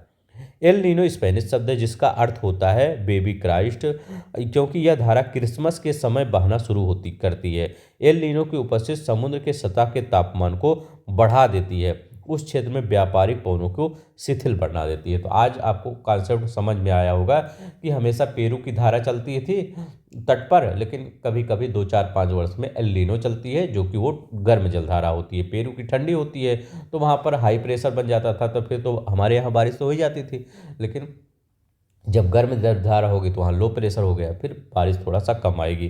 तब हम सब सोचते हैं भाई बारिश आज इस बार क्यों नहीं आप भेजे, ठीक है, प्रशांत महासागर से पूछते हैं, तो प्रशांत महासागर कहता है इस बार हमारे यहाँ एल नीनो आके बैठ गए हैं, जो ये हाई लो प्रेशर क्रिएट कर दिए हैं, हम आपके यहाँ भेज ही नहीं सकते। अब यहाँ पर देखते हैं मानसून का आगमन और वापसी क्या होता है। व्यापारिक पौने विपरीत मानसूनी पौने नियमित होते। देखिए जो एनसीईआरटी में दिया है मैं उसी अकॉर्डिंग आपको पढ़ा रहा हूँ, कुछ ज़्यादा कॉन्सेप्ट नहीं बता रहा हूँ। कॉन्सेप्ट आपको नेक्स्ट क्लास में बताया जाएगा जब ज़्यादा कॉन्सेप्ट आपको एनसीईआरटी में दिया रहेगा, ठीक है। अब देखिए यहाँ पर व्यापारिक पौने विपरीत मानसूनी पौने नियमित नहीं है। व्यापारिक पौनों के विपरीत मानसूनी पौने क्या होती है, नियमित नहीं है, लेकिन स्पंदमान प्रकृति की होती है। उष्णकटिबंधीय समुद्रों के ऊपर प्रवाह के दौरान विभिन्न वायुमंडलीय अवस्थाओं में प्रभावित होती है। मानसून का समय जून के आरंभ से लेकर सितंबर तक होता है, तो ये हमेशा याद रखेंगे, जून से सितंबर तक 100 से 120 दिनों के बीच होता है। इसके आगमन के समय सामान्य वर्षा में अचानक वृद्धि हो जाती है, लगातार कई दिनों तक बारिश होती है। अब जिसे मानसून का प्रस्फोटन कहते हैं। अब मानसून का प्रस्फोटन क्या होता है, जैसे देखते हैं केदारनाथ में जब बाढ़ आई थी तो ये क्या होता है, लगातार कई दिनों तक बारिश होती है, बादल फट जाते हैं, वही सब होता है ये सब। तथा मानसून पूर्व बौछारें पृथक किया जाता है। सामान्यतः जून के प्रथम सप्ताह में भारतीय मानसून भारतीय प्रायद्वीप के दक्षिणी छोर में प्रवेश करता है, मतलब इसी साइड में प्रवेश करता है। इसके बाद यह 2 भागों में बढ़ जाता है। एक अरब सागर, ये देखिए ऐसे, एक अरब सागर की शाखा हो जाती है, एक कौन सी हो जाती है, ये एक अरब सागर की और एक बंगाल की खाड़ी की शाखा हो जाती है। अरब सागर लगभग क्या 10 दिन बाद या 10 जून के आसपास मुंबई के तट पर पहुंचता है। जब अरब सागर जो ये शाखा होती है तो ये क्या होती है, कभी मुंबई के तट पर पहुंचता है या तीव्र प्रगति है बंगाल की खाड़ी की शाखा भी आगे बढ़ती है। ये जो ये वाला शाखा जा रहा है ये आगे बढ़ती है और जून के प्रथम सप्ताह में असम तक पहुंच जाती है। अब ये कहाँ जा रही है, ये मुंबई तक जा रही है, और ये कहाँ जा रही है, असम तक जा रही है। ऊंचे पर्वतों के कारण मानसून पौने पश्चिम के गंगा के मैदान की ओर मुड़ जाती है। अब देखिए असम में क्या होता है, इसे वहाँ पर बहुत ऊंचे ऊंचे पर्वत है, फिर ये क्या करता है, ये हवाएं जो दक्षिण पश्चिम में, ये बंगाल की खाड़ी वाली ये मानसून है, ये क्या होता है इधर मुड़ जाता है। यह बंगाल की खाड़ी वाली जो शाखा है, यहाँ पर ऊंचे असम मेघालय में ऊंचे पर्वत है, यहाँ पर बारिश करते हुए ये इधर किधर मुड़ जाता है, ये मैदानी भागों में मुड़ जाता है। बांग्लादेश वो वेस्ट बंगाल में आपका हो जाएगा, आपका ये क्या कहते हैं, बांग्लादेश भी आ जाता है। जब हमारा प्यारा भारत था तो उसमें बांग्लादेश मिक्स था तो भी आ जाता था। वेस्ट बंगाल हो गया, बिहार हो गया, उत्तर प्रदेश हो गया, ये सब इस साइड मुड़ जाता है। अब देखिए ये मुड़ जाता है। मध्य जून तक अरब सागर की शाखा सौराष्ट्र, कच्छ और देश के मध्य भागों में पहुंच जाती है। क्या याद रखेंगे, मध्य जून तक अरब सागर का शाखा सौराष्ट्र है, कच्छ है और देश के मध्य भागों में पहुंच जाती है। अरब सागर शाखा बंगाल की खाड़ी की शाखा, जो अरब सागर की जो शाखा होती है, बंगाल की खाड़ी की शाखा दोनों गंगा के मैदान के उत्तर पश्चिमी भाग में आपस में मिल जाती हैं। ठीक है, तो ये क्या कहता है देख लिए, यहाँ कह रहा है कि अरब सागर शाखा और बंगाल की खाड़ी दोनों गंगा के मैदान में कहाँ मिल रही हैं, गंगा के मैदान में उत्तर पश्चिम भाग में आपस में मिल जाती हैं, जिसे दिल्ली में समानता मानसूनी वर्षा बंगाल की खाड़ी की शाखा से जून के अंतिम सप्ताह में लगभग 29 जून तक होती है। क्या है, दिल्ली में जो वर्षा होती है वो बंगाल की खाड़ी की शाखा से, ये पूछ सकता है कि दिल्ली में किस प्रकार की वर्षा होती है, बंगाल की खाड़ी की शाखा से होती है ना। जुलाई के प्रथम सप्ताह में मानसून पश्चिमी उत्तर प्रदेश, पंजाब हुआ, हरियाणा हुआ, पूर्वी राजस्थान में पहुंच जाता है। मध्य जुलाई तक मानसून हिमाचल प्रदेश और देश के अन्य हिस्सों में भी पहुंच जाता है। अब देखिए, मानसून की वापसी की अपेक्षा एक क्रमिक प्रक्रिया है जो भारत के उत्तर पश्चिमी राज्यों से सितंबर में प्रारंभ हो जाती है। मध्य अक्टूबर तक मानसून प्रायद्वीप के उत्तरी भाग से पूरी तरह पीछे हट जाती है। अक्टूबर माह से मतलब क्या कहते हैं, मध्य अक्टूबर तक मानसून प्रायद्वीपीय के उत्तरी भाग से पूरी तरह पीछे हट जाती है। मतलब जब ये एक बार आई तो जाएगी भी ना। प्रायद्वीपीय दक्षिण आधे भाग में वापसी की गति तीव्र होती है। याद रखेंगे, प्रायद्वीपीय के दक्षिण आधे भाग में वापसी की गति तीव्र होती है। दिसंबर के प्रारंभ तक देश के शेष भाग में मानसून की वापसी हो जाती है। अब यहाँ पर देखते हैं, द्वीपों पर मानसून की सबसे पहली वर्षा होती है। द्वीपों पर मानसून की सबसे पहली वर्षा होती है। यह क्रमशः दक्षिण से उत्तर की ओर और अप्रैल के अंतिम सप्ताह से लेकर मई के प्रथम सप्ताह तक होती है। मानसून की वापसी की क्रमशः दिसंबर के प्रथम सप्ताह से जनवरी के प्रथम सप्ताह के तक और उत्तर से दक्षिण की ओर होती है। इस समय देश के शेष भाग में शीत ऋतु, जब मानसून जब वापसी होती है तो ये दिसंबर या जनवरी में वर्षा करती है, इतना याद रखेंगे। अब हम ऋतुओं के बारे में हम देखेंगे। अब ऋतुओं के बारे में अगर हम देखते हैं, यहाँ पर मानसून जलवायु की विशेषता एक विशिष्ट मौसमी प्रतिरूप होता है। जैसे कहते हैं हम कि एक ऋतु से दूसरे ऋतु के में मौसम की अवस्थाओं में बहुत अधिक परिवर्तन होता है।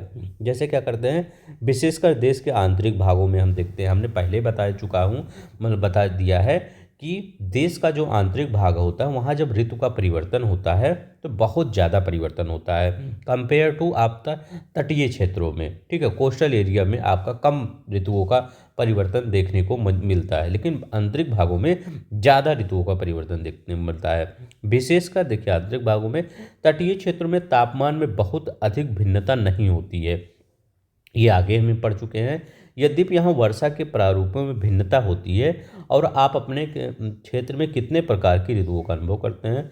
भारत में मुख्यतः 4 ऋतुओं का, ये शीत ऋतु होता है, ग्रीष्म ऋतु होता है, कुछ क्षेत्र में विविधताओं के साथ मानसून आगमन, मानसूनी वर्षाकाल, ये सब होता है। देखते हैं हम यहाँ पर शीत ऋतु के बारे में। उत्तरी भारत में शीत ऋतु मध्य नवंबर से आरंभ होकर फरवरी तक चलती है। अभी क्या चल रहा है, शीत ऋतु चल रहा है। जब मैं वीडियो आपको ये बना रहा हूँ तो ये कौन सा ऋतु चल रहा है, फरवरी, मतलब ये ठंडी का ऋतु चल रहा है। तो ये कब से स्टार्ट हुआ था, नवंबर से फरवरी तक स्टार्ट होता है। भारत के उत्तरी भाग में दिसंबर एवं जनवरी सबसे ठंड महीने होते हैं। तापमान दक्षिण से उत्तर की ओर बढ़ने पर घटता है। याद करिएगा, तापमान क्या होता है, दक्षिण से उत्तर की ओर बढ़ने पर घटता है। आप देखिए, हमेशा आप ये याद रखेंगे, बारिश का कहाँ हम पढ़े थे, बारिश अगर हम पढ़े थे तो यहाँ से यहाँ तक पश्चिम से पूरब तक बढ़ने पर घटता था। और यहाँ तापमान क्या होता है, कहें उत्तर से, मतलब तापमान दक्षिण से उत्तर की ओर बढ़ने पर तापमान क्या होता है, यहाँ से ये देखिए, हम हमेशा बताएं नीचे उष्णकटिबंधीय क्षेत्र होता है, नीचे गर्मी ठंडी कम पड़ती है। आप अगर ठंडी में चेन्नई में चले जाएंगे, जब यहाँ पर दिसंबर जनवरी में ठंडी पड़ती है तो वहाँ पर पता ही नहीं चलेगा, मतलब बहुत ही कम पता चलेगा कि ये ठंडी का मौसम है। देखिए, पूर्वी तट चेन्नई का औसत तापमान देखिए 24 डिग्री सेल्सियस होता है से 25 डिग्री सेल्सियस की, जबकि उत्तरी मैदान में यह 10 और 15। हमारे यहाँ जब थोड़ी सी गर्मी होती है तो हम 24-25 देखते हैं, अच्छा यहाँ इतना तापमान है, जो कि बहुत अच्छा तापमान होता है। तो अगर आपको ज़्यादा ठंडी प्रॉब्लम हो कर रही है तो आप कहाँ पे चले जाइए, आप चले जाइए यहाँ पे उत्तरी ये नीचे दक्षिण में चले जाइए ठंडी के मौसम में, वहाँ पर जाइए, घूमिए 10-15 दिन, जब ठंडी बीत जाए तो यहाँ चले आइए आप फिर। ठीक है, तो यहाँ पर 15 दिन अब यहाँ पर कितना होता है, उत्तरी के मैदान में 10 से 15 जो की ठंडी होती है, दिन गर्म और रातें ठंडी होती हैं। उसमें उत्तर में तुषारपात सामान्य, हिमालय के पूर्वी ढाल पे हिमपात होता है, शिमला मनाली में वहाँ हिमपात होता है और हमारे यहाँ क्या होता है, कोहरा वोहरा सब टाइप होता है। ऋतु में देश के उत्तर पूर्वी व्यापारिक पवनें प्रभावित होती करती हैं, ये असल से समुद्र की ओर बहती है। देखिए इस ऋतु में उत्तर पूर्वी जो व्यापारिक पवनें होती हैं, ये हमेशा याद रखिएगा, बहुत इंपॉर्टेंट ये कॉन्सेप्ट है। यहाँ कर रहे हैं उत्तर पूर्वी व्यापारिक पवनें जो शीत ऋतु में होती हैं, उत्तर पूर्वी व्यापारिक पवनें प्रभावित होती हैं इस ऋतु में, ये स्थल से समुद्र की ओर बहती है, इसलिए देश के अधिकतर भाग में शुष्क मौसम होता है। अब ये देखिए बहुत ही इंपॉर्टेंट चीज़ है यहाँ पर आपका कह रहा है, इस चीज़ को क्या याद रखेंगे, कह रहे हैं कि उत्तर पूर्वी व्यापारिक पवनें जो होती हैं स्थल से समुद्र की ओर, अब यहाँ पर जब ये यहाँ से यहाँ तक जाएगा, समुद्र स्थल से समुद्र की तरफ ये जो हवाएं जा रही है, तो क्या होता है, ये ऐसा तो है नहीं कि समुद्र से स्थल की ओर, जब समुद्र से स्थल की ओर आएगी तो क्या होगा, शुष्क थोड़ी होगा, उसमें आर्द्रता होगी, लेकिन ये स्थल से समुद्र की ओर जाती है, इसलिए देश का अधिकतर भाग क्या होता है, शुष्क हो जाता है, क्योंकि इसमें पानी तो होता नहीं है, और जा भी रही है आ थोड़ी रही है। इन पवनों के कारण कुछ मात्रा में वर्षा तमिलनाडु के तट पर होती है, याद रखेंगे, इसके कारण क्या होती है, कुछ वर्षा तमिलनाडु के तट पर होती है। अब इन पवनों के कारण कुछ हाँ वर्षा तो, क्योंकि यहाँ ये पवनें समुद्र से स्थल की ओर बहती है, क्योंकि यहाँ वहाँ ये पवनें क्या होती है, समुद्र से स्थल की ओर बहती है। अब क्या होता है, देखिए जब आपका ये कहो क्या उत्तर पूर्वी व्यापारिक पवनें कैसे हैं, देखिए उत्तर पूर्वी व्यापारिक पवनें ये ऐसे आती हैं, ये जब बंगाल के खाड़ी में पहुंचती है, जब इस साइड जाती है तो यहाँ पर बंगाल की खाड़ी से कुछ नमी ले लेती हैं। ठीक है, भाई यहाँ नमी नहीं होती, लेकिन क्या होता है, जब यहाँ से कुछ नमी ले लेती है, बंगाल की खाड़ी से पहुँचती है, फिर ये नमी लेकर क्या करती हैं, यहीं पर वर्षा कर देती हैं। तो यहाँ पर अगर आपसे पूछे कि ये क्वेश्चन पूछा गया है, कहाँ ये तमिलनाडु के तट पर किस प्रकार की हवाओं से वर्षा होती है, तो उत्तर पूर्वी पवनों के द्वारा तमिलनाडु के तट पर वर्षा होती, क्योंकि ये पवनें समुद्र से स्थल की ओर चलती हैं यहाँ पर। ठीक है, तो बंगाल की खाड़ी से थोड़ा सा लेती हैं, यहाँ पर वर्षा कर देती हैं। तो आपको ये क्वेश्चन कई बार पूछा गया है कि तमिलनाडु के तट पर वर्षा कैसे होती। देखिए एनसीईआरटी आपका कह रहा है कि उत्तर पूर्वी पवनें प्रभावित करती हैं, जो कि तमिलनाडु के तट पर वर्षा करती हैं। अब देखिए देश के उत्तरी भाग में एक कमजोर उच्च दाब उत्पन्न क्षेत्र बन जाता है। देश का जो उत्तरी भाग है वहाँ पर उच्च दाब, क्योंकि ठंडी पड़ रही है, अब आप इस समय जो ठंडी पड़ रही, तो आपके यहाँ क्या उच्च दाब होगा कि निम्न दाब होगा, उच्च दाब अभी आपके यहाँ पे है, जिसमें हल्की पवनें इस क्षेत्र से बाहर की ओर प्रवाहित होती हैं। उच्चावच को प्रभावित होकर ये पवनें पश्चिमी और उत्तर पश्चिमी गंगा की घाटी में बहती हुई, इस मौसम सामान्य आसमान साफ होता है, तापमान आर्द्रता कम होती है, पवनें शिथिल परिवर्तित होती हैं। शीत ऋतु में उत्तरी मैदान में पश्चिम और उत्तर पश्चिम में चक्रवाती विक्षोभ का अंतर्वाह विशेष लक्षण होता है। उत्तर पश्चिमी और चक्रवाती विक्षोभ क्या होता है, जो शीत ऋतु में उत्तरी मैदानों में जो पश्चिमी और उत्तर पश्चिमी चक्रवाती से जो विक्षोभ होता है, वो भाई आप देखिए यहाँ पर देखते हैं, यह कम दाब वाली प्रणाली भूमध्य सागर और पश्चिमी एशिया के ऊपर उत्पन्न होती है। भूमध्य सागर में जो पवनें उत्पन्न हो रही है उसकी अब बात कर रहे हैं कि पश्चिमी पवनों के साथ भारत में प्रवेश करती है। इसके कारण शीतकाल में मैदानों में वर्षा होती है। शीतकाल में किससे, पश्चिमी विक्षोभ। अगर आपसे मैं पूछूं कि जो शीतकाल में मैदानों में वर्षा होती है, चाहे पंजाब में याद रखिएगा, चाहे हरियाणा में, चाहे पश्चिमी उत्तर प्रदेश में बात करेंगे, शीत ऋतु में वर्षा किससे होती है, तो पश्चिमी विक्षोभ के कारण होती है। देखिए ना, पश्चिमी विक्षोभ के कारण यहाँ पर भूमध्य सागर से जो उत्पन्न होती है। पर्वतों पर हिमपात जिसकी उस समय बहुत अधिक आवश्यकता होती है, यद्यपि शीतकाल में वर्षा इसे स्थानीय तौर पर महावट कहते हैं। याद रखिएगा, शीतकाल में वर्षा जिसे स्थानीय महावट कहा जाता है, कुल मात्रा कम होती है, लेकिन रबी फसलों के लिए बहुत महत्व। अभी जैसे रबी की फसल क्या है, गेहूं बोई गई है, गेहूं में अभी थोड़ा सा अगर बारिश आ जाए तो गेहूं खिल जाएंगे, मतलब लगेगा कि अच्छा इनका हो गया, नहीं तो क्या करता किसान सींचता है, लेकिन वो अभी क्या करेगा अगर रबी फसलों के लिए बहुत महत्वपूर्ण। प्रायद्वीपीय भागों में शीत ऋतु स्पष्ट नहीं होती है। समुद्री पवनों के प्रभाव के कारण शीत ऋतु में भी यह तापमान के प्रारूप में न बराबर परिवर्तन होता है। ठीक है, ये याद रखेंगे। अब देखिए ग्रीष्म ऋतु की बात करते हैं। वही, ठीक है, हम ग्रीष्म ऋतु के बात करेंगे। सूर्य के उत्तरी ओर आभासी गति के कारण भूमंडलीय ताप पट्टी ये उत्तर की ओर खिसक जाती है। सूर्य के उत्तरी ओर आभासी गति के कारण भूमंडलीय जो ताप पट्टी होती है उत्तर की ओर खिसक जाती है। मार्च से मई तक भारत में ग्रीष्म ऋतु होती है, याद रखेंगे।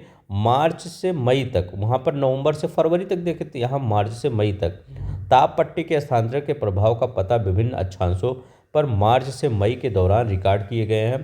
तापमान को देखकर लगाया जा सकता है कि मार्च में दक्कन के पठार का उच्चावच तापमान लगभग 38 डिग्री सेल्सियस होता है। किसका? मार्च में दक्कन के पठार का उच्च तापमान लगभग 38 डिग्री सेल्सियस होता है। अप्रैल के मध्य प्रदेश एवं गुजरात का तापमान लगभग 42 डिग्री सेल्सियस होता है। अप्रैल में मध्य प्रदेश और गुजरात का तापमान 42 डिग्री सेल्सियस होता है। मई में देश के उत्तर पश्चिमी भागों में तापमान 45 डिग्री सेल्सियस होता है। प्रायद्वीपीय भारत में समुद्र प्रवाह के कारण तापमान कम होता है। प्रायद्वीपीय भारत में क्या होता है? तापमान कम होता है समुद्र के कारण। देश के उत्तरी भाग में ग्रीष्म काल में तापमान में वृद्धि होती है, वायु दाब में कमी होती है और मई के अंत में उत्तर पश्चिम में थार के रेगिस्तान से लेकर पूर्व में दक्षिण पूर्व में पटना, छोटा नागपुर पठार तक एक कम दाब वाला लंबवत क्षेत्र उत्पन्न हो जाता है। पवन का परिसंचरण इस गति के चारों ओर प्रारंभ होता है। अब यहाँ पे क्या करें? लू होता है, ग्रीष्म काल का एक प्रभावी लक्षण होता है। लू क्या होता है? ग्रीष्म काल का एक प्रभावी लक्षण होता है। ये धूल भरी गर्म और शुष्क पवनें होती है। कौन सी होती हैं? ये धूल भरी गर्म और शुष्क पवनें जो कि दिन के समय भारत के उत्तर और उत्तर पश्चिमी क्षेत्रों में चलती हैं। याद रखेंगे, कहाँ चलती हैं? दिन के समय भारत के उत्तर और उत्तर पश्चिमी क्षेत्रों में चलती हैं। कभी कभी देर शाम तक जारी रहती है। इस हवा का सीधा प्रभाव घातक भी हो सकता है। उत्तरी भारत में मई महीनों के दौरान सामान्यतः धूल भरी आंधियाँ आती हैं। कहाँ पर आती हैं? उत्तरी भारत में मई महीनों के दौरान सामान्यतः क्या आती है? धूल भरी आंधियाँ आती है। यह आंधियाँ अस्थायी रूप से आराम पहुँचाती हैं। याद रखेंगे, अस्थायी आराम, क्योंकि ये तापमान को कम कर देती हैं। क्या कर देती हैं? तापमान को कम कर देती हैं। और ठंडे और समीर हल्की वर्षा चलती है। इस मौसम में कभी कभी तीव्र हवाओं के साथ गरज भी, मूसलाधार वर्षा भी होती है और प्रायः हिमवृष्टि भी होती है। जैसे बैसाख के महीने में होने के कारण पश्चिम बंगाल में काल बैसाखी। ये क्वेश्चन अभी कब आया था? ये क्वेश्चन आया था 2024 के यूपीपीसीएस के पेपर में। तो ये याद रखेंगे। क्या याद रखेंगे? ये देखिए, इसके साथ ही हिमवृष्टि होती है। जैसे बैसाख के महीने में होने के कारण पश्चिम बंगाल में इसे काल बैसाखी कहा जाता है। तो कहाँ पर काल बैसाखी कहा जाता है? पश्चिम बंगाल में काल बैसाखी कहा जाता है। ये देखिए, आप अगर मानेंगे या नहीं मानेंगे कि एनसीईआरटी से क्वेश्चन बनता है कि नहीं बनता है, तो देख लीजिए आपका एनसीईआरटी से। अब पूछेंगे, आप कहेंगे ये तो कई बुक में दिया गया है, जो बुक वाले लिखे हैं एनसीईआरटी से ही लिखे हैं।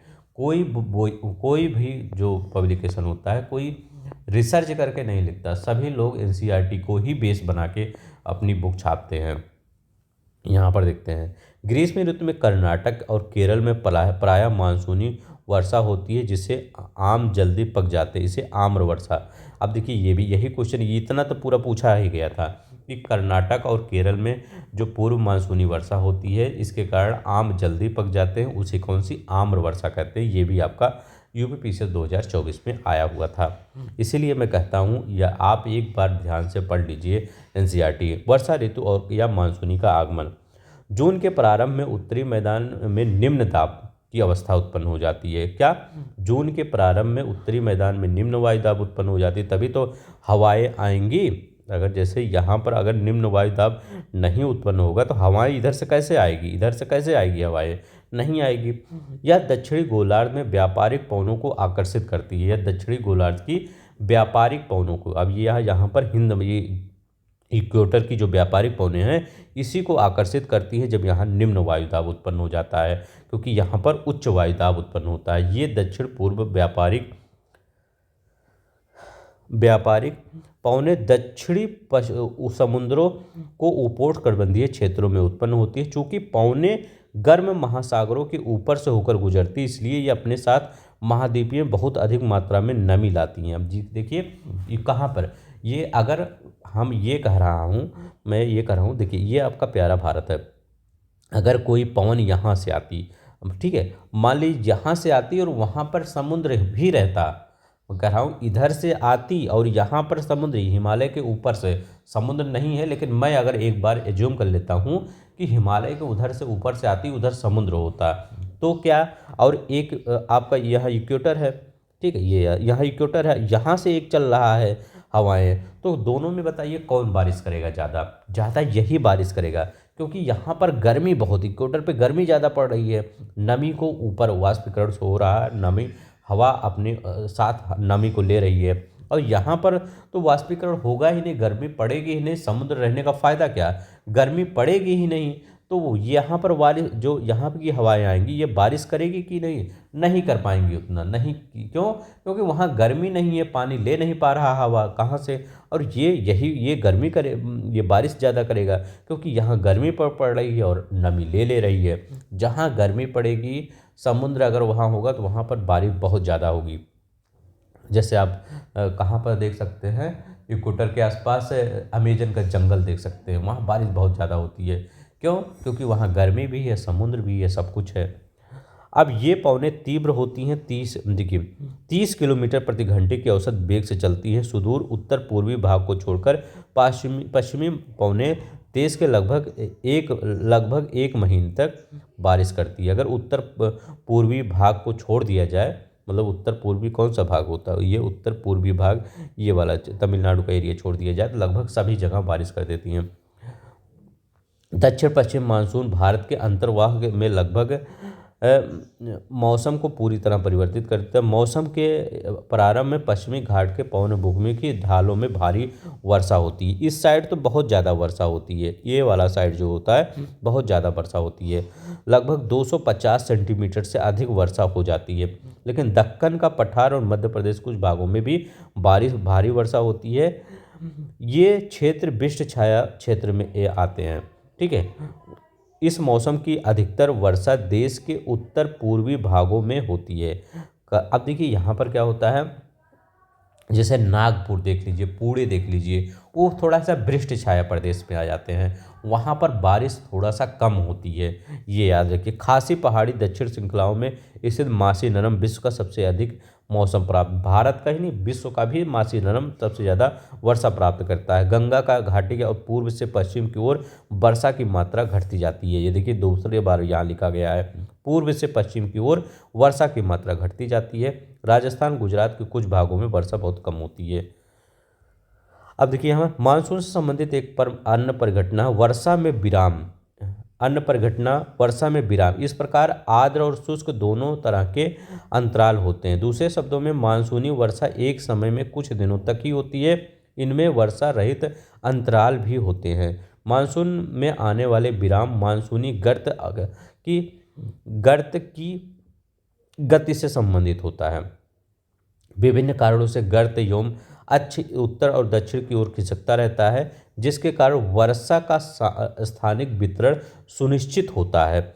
जब मानसून के गर्त का अक्ष मैदान के ऊपर होता है तब इन भागों में वर्षा अच्छी होती है। जब देख रहे करें मानसून का गर्त का अक्ष मैदान के ऊपर होता है तो क्या होता है, वर्षा अच्छी होती है।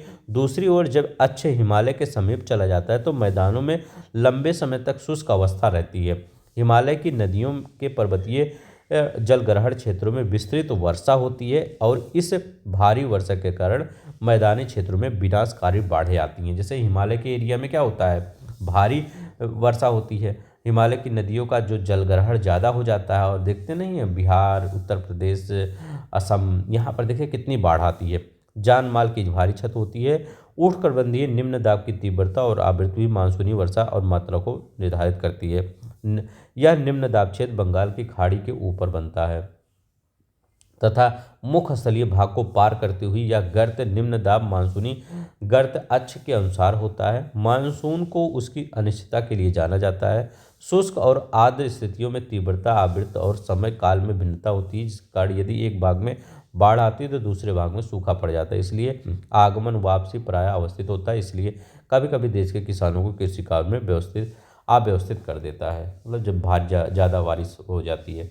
अब देखिए मानसून की वापसी, परिवर्तनीय मौसम, ये देखिए थोड़ा सा अच्छा इंपॉर्टेंट है। ये देखिए अब देखिए लिखा गया अक्टूबर नवंबर के दौरान दक्षिण की तरफ सूर्य के आभासी गति के कारण मानसूनी गर्त या निम्न दाब वाला गर्त या उत्तरी मैदान के ऊपर स्थिर हो जाता है। धीरे धीरे उच्च दाब प्रणाली इसका स्थान ले लेती है। क्या ले लेती है? उच्च दाब। दक्षिण पश्चिम मानसून स्थिर हो जाता है तथा धीरे धीरे पीछे की ओर हटने लगता है। अक्टूबर के प्रारंभ में मानसूनी पवनें उत्तर के मैदान से हट जाती हैं। कहाँ हट जाती हैं? उत्तर के मैदान से हट जाती हैं।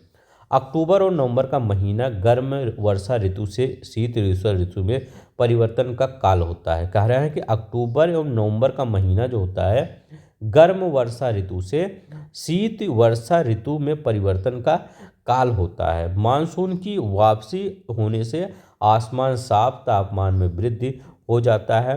दिन का तापमान उच्च होता है जबकि रातें क्या होती है? ठंडी और सुहावनी हो जाती है। स्थल अभी भी आर्द्र होता है।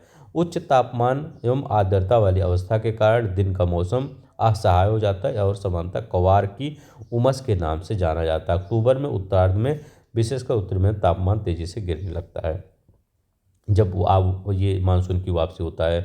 माथेरान विश्व का सबसे अधिक वर्षा वाला क्षेत्र है, जिसे स्टेलेमैग्नाइट और स्टेलेक्लाइट गुफाओं के लिए प्रसिद्ध है। तथा ये याद रखेंगे, ये बहुत इंपॉर्टेंट है कि स्टेलेमाइट और स्टेलेकाइट गुफाओं के लिए कौन सा प्रसिद्ध है? तो मासीनरम, स्टेलेकाइट और स्टेलेमैग्नाइट के लिए प्रसिद्ध है। अब यहाँ पर देखते हैं नवंबर के प्रारंभ में उत्तर पश्चिम भारत के ऊपर निम्न दाब वाली अवस्था बंगाल की खाड़ी की पर स्थानांतरित हो जाती है। यह स्थानांतरण चक्रवाती निम्न दाब से संबंधित होता है जो कि अंडमान सागर के ऊपर उत्पन्न होता है। ये चक्रवात समानतः भारत के पूर्वी तट को पार करते हैं। कहाँ पर करते हैं? भारत के पूर्वी तट को पार करते हैं, जिसके कारण व्यापक और भारी वर्षा होती है। ये उष्णकटिबंधीय चक्रवात प्रायः विनाशकारी होते हैं। क्या होते हैं? बिना, देखिए ये बारिश जहाँ कहाँ कहाँ पे ज़्यादा है, कहाँ कहाँ पे कम है। जैसे अभी आपके पीसीएस में पेपर पूछा गया था कि राजस्थान में बारिश, ये देखिए राजस्थान में, यही देखिए ये वाला बारिश पूछा गया था। ये देखिए पूरा एनसीईआरटी में दिया गया है 60 से 100 के बीच में, तो वहाँ 70 80 ऐसे कुछ पूछा गया था। ठीक है, तो 60 से 100 के बीच में ही आता है। ठीक है, तो ये याद रख लीजिएगा, यहाँ पर यही प्रकार की बारिश होती है। ये वाला एरिया देखिए, ये वाला एरिया ज़्यादा जो एकदम इस ब्लड कलर का है, ये 400 से अधिक होता है बारिश यहाँ पर देखिए। ठीक है, चलते हैं यहाँ पर देखते हैं। ये देखिए जो आपका पेपर में निकला रहता है उसको भी एनसीईआरटी में दे दिए गए हैं। ठीक है, अब यहाँ पर देखते हैं, एक पेज और बचा है, देख लेते हैं।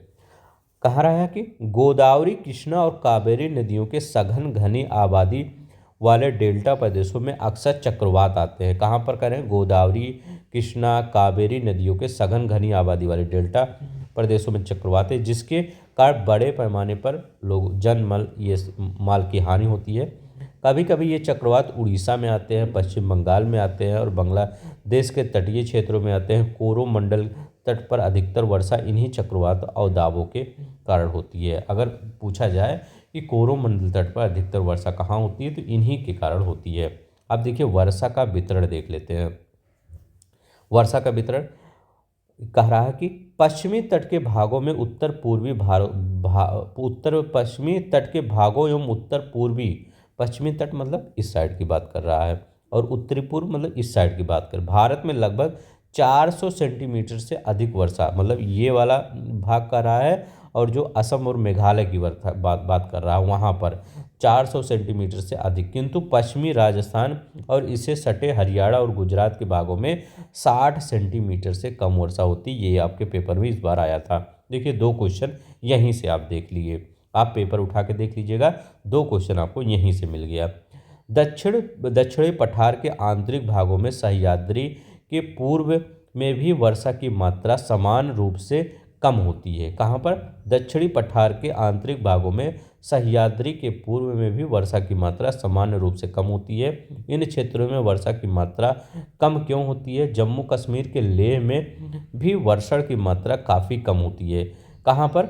जम्मू कश्मीर के लेह में भी वर्षा की मात्रा कम। देश के शेष हिस्सों में वर्षा की मात्रा मध्यम रहती है। हिमपात हिमालयी क्षेत्रों तक ही सीमित होता है। अब यहाँ पर देखिए, मानसून की प्राकृतिक परिणाम स्वरूप एक वर्ष से दूसरे वर्ष में होने वाले वार्षिक मात्रा में भिन्नता होती है। देखिए, मानसून की प्राकृतिक परिणाम स्वरूप ये एक स्टेटमेंट में आपके आ सकता है कि मानसून के कारण एक वर्ष से दूसरे वर्ष के वार्षिक मात्रा में भिन्नता होती है। तो हाँ, वर्षा की विषमता निम्न वर्षा वाले क्षेत्र जैसे क्या कहते हैं, जैसे यहाँ पे कह रहा है कि राजस्थान, गुजरात और के कुछ भाग में पश्चिमी घाटों के वृष्टि छाया प्रदेशों में अधिक पाई। देखिए लिखा गया राजस्थान, गुजरात और कुछ भाग के पश्चिमी घाटों के वृष्टि छाया। जैसे पश्चिमी घाट का वृष्टि छाया प्रदेश कौन सा होता है? आपका पुणे होता है, नागालैंड होता है, और ये वृष्टि छाया प्रदेश होता है। नागालैंड नहीं, नागपुर, याद रखा। अगर मैंने नागालैंड बोल दिया होगा पहले भी तो उसको देख लीजिएगा। नागपुर और पुणे ये कौन सा होता है? वृष्टि छाया प्रदेश होता है।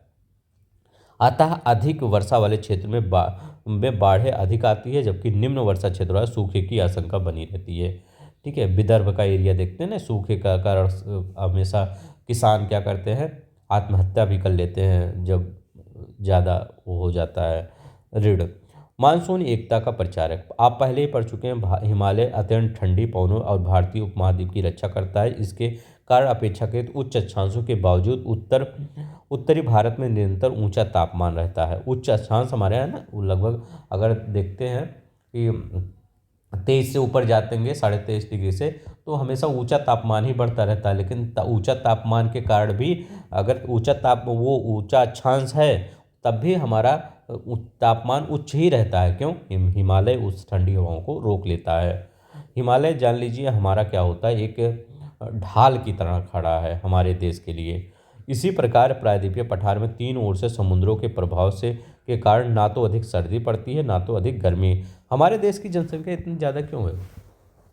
क्योंकि हमारा देश इतना ज़्यादा सूटेबल है रहने के लिए कि मतलब आप सोच भी नहीं सकते। यहाँ पर अगर आपको छोटा सा भी ज़मीन का टुकड़ा मिल जाता है तो आपकी पूरी लाइफ एकदम कवर हो जाती है।